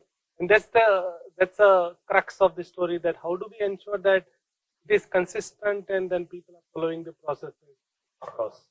Thank you for your question. I think that's exactly the CI/CD that we're talking. It's rapidly, it's never ends, right? It's a life cycle of the software. It never ends. It's not like you did it once and then you're happy because 2 minutes after a new vulnerability came up. And usually it's at midnight, the weekends and Israeli holidays here. So we have a lot of fun to do security and be CISO in Israel. But nevertheless, I think that it's something that I talked about it, about the automation. You need to connect to the right pipeline. So if you'll put your steps into the pipeline, the right steps in the right places, you always identify those guardrails that you don't want to approve. Never, other than that, yeah, let the liquid run, let the software run, and manage that by SLA. Like, not everything is critical, but put the guardrails that it will be super clear that those are big no-no. Other than that, let's manage that by SLA in Jira, like in every other bug in the system. I really appreciate the mindset of, do and connect to the engineering life cycle and day-to-day. Don't invent your own dashboard and then systems and assume that someone will connect to that. It won't work. The biggest challenge for us probably would be defining is easy, but let's say coders are actually coders. They are not security people, right? So empower them, right? A lot of education, security champion program, which must be established. And I have to tell you that we started with 4 engineering, and today we are over 30 engineering in the security program. Each and every team had a member that is a part of us, and it's a guild. It's not like we're talking cyber and doing hack. No, they have responsibility. It's a part of their OKRs. They need to report on the progress. It's an epic in the program. They need to deliver like any other, feature. They're doing together mutual coding, security, epics, developing things like, Mitigate, SSRF, or something like that, something infra, that is common. Yeah, and I'll just add that if it comes from the head, and if whoever is at the head at the top levels is promoting the security awareness of the employee for developer and make them proud of it, as if they have created the super algorithm, then you're going to get that outcome. One last question. My name is Anthony. I also come from a financial institution. We are from the payment industry and from India, NPCI.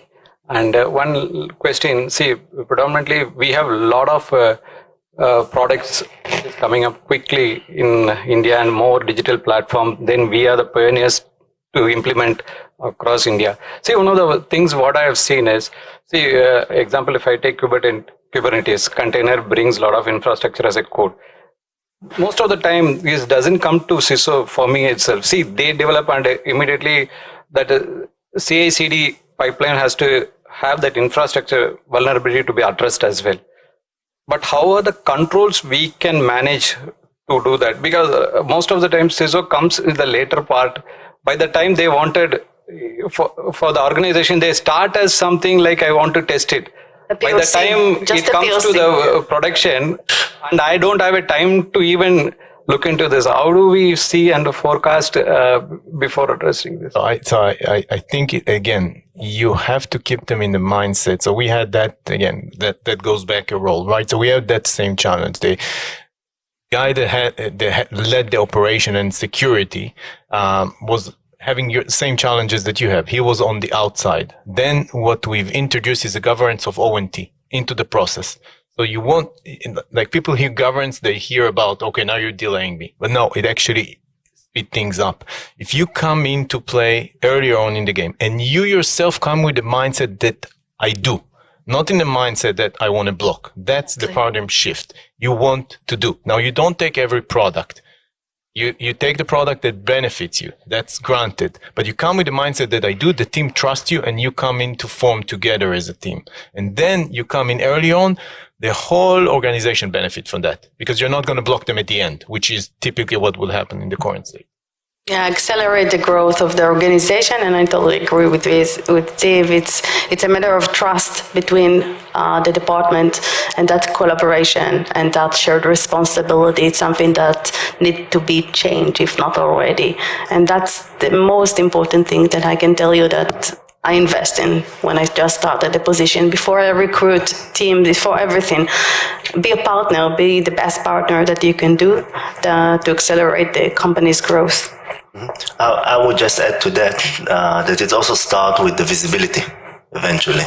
What we see in many companies that we're working with, and if you go and try, you ask many security teams, what do they know about their engineering ecosystem? Most of them will not know to tell you in details what is happening there, from languages and frameworks, how stuff are being moved from one system to another system, what is connected to what. So I think that before deciding on what to implement, how to do stuff, and start with a bottom-up approach. Start to understand the terrain, start to understand how things are being moved, stuff new that introduced to your environment, and then, based on that, build the accurate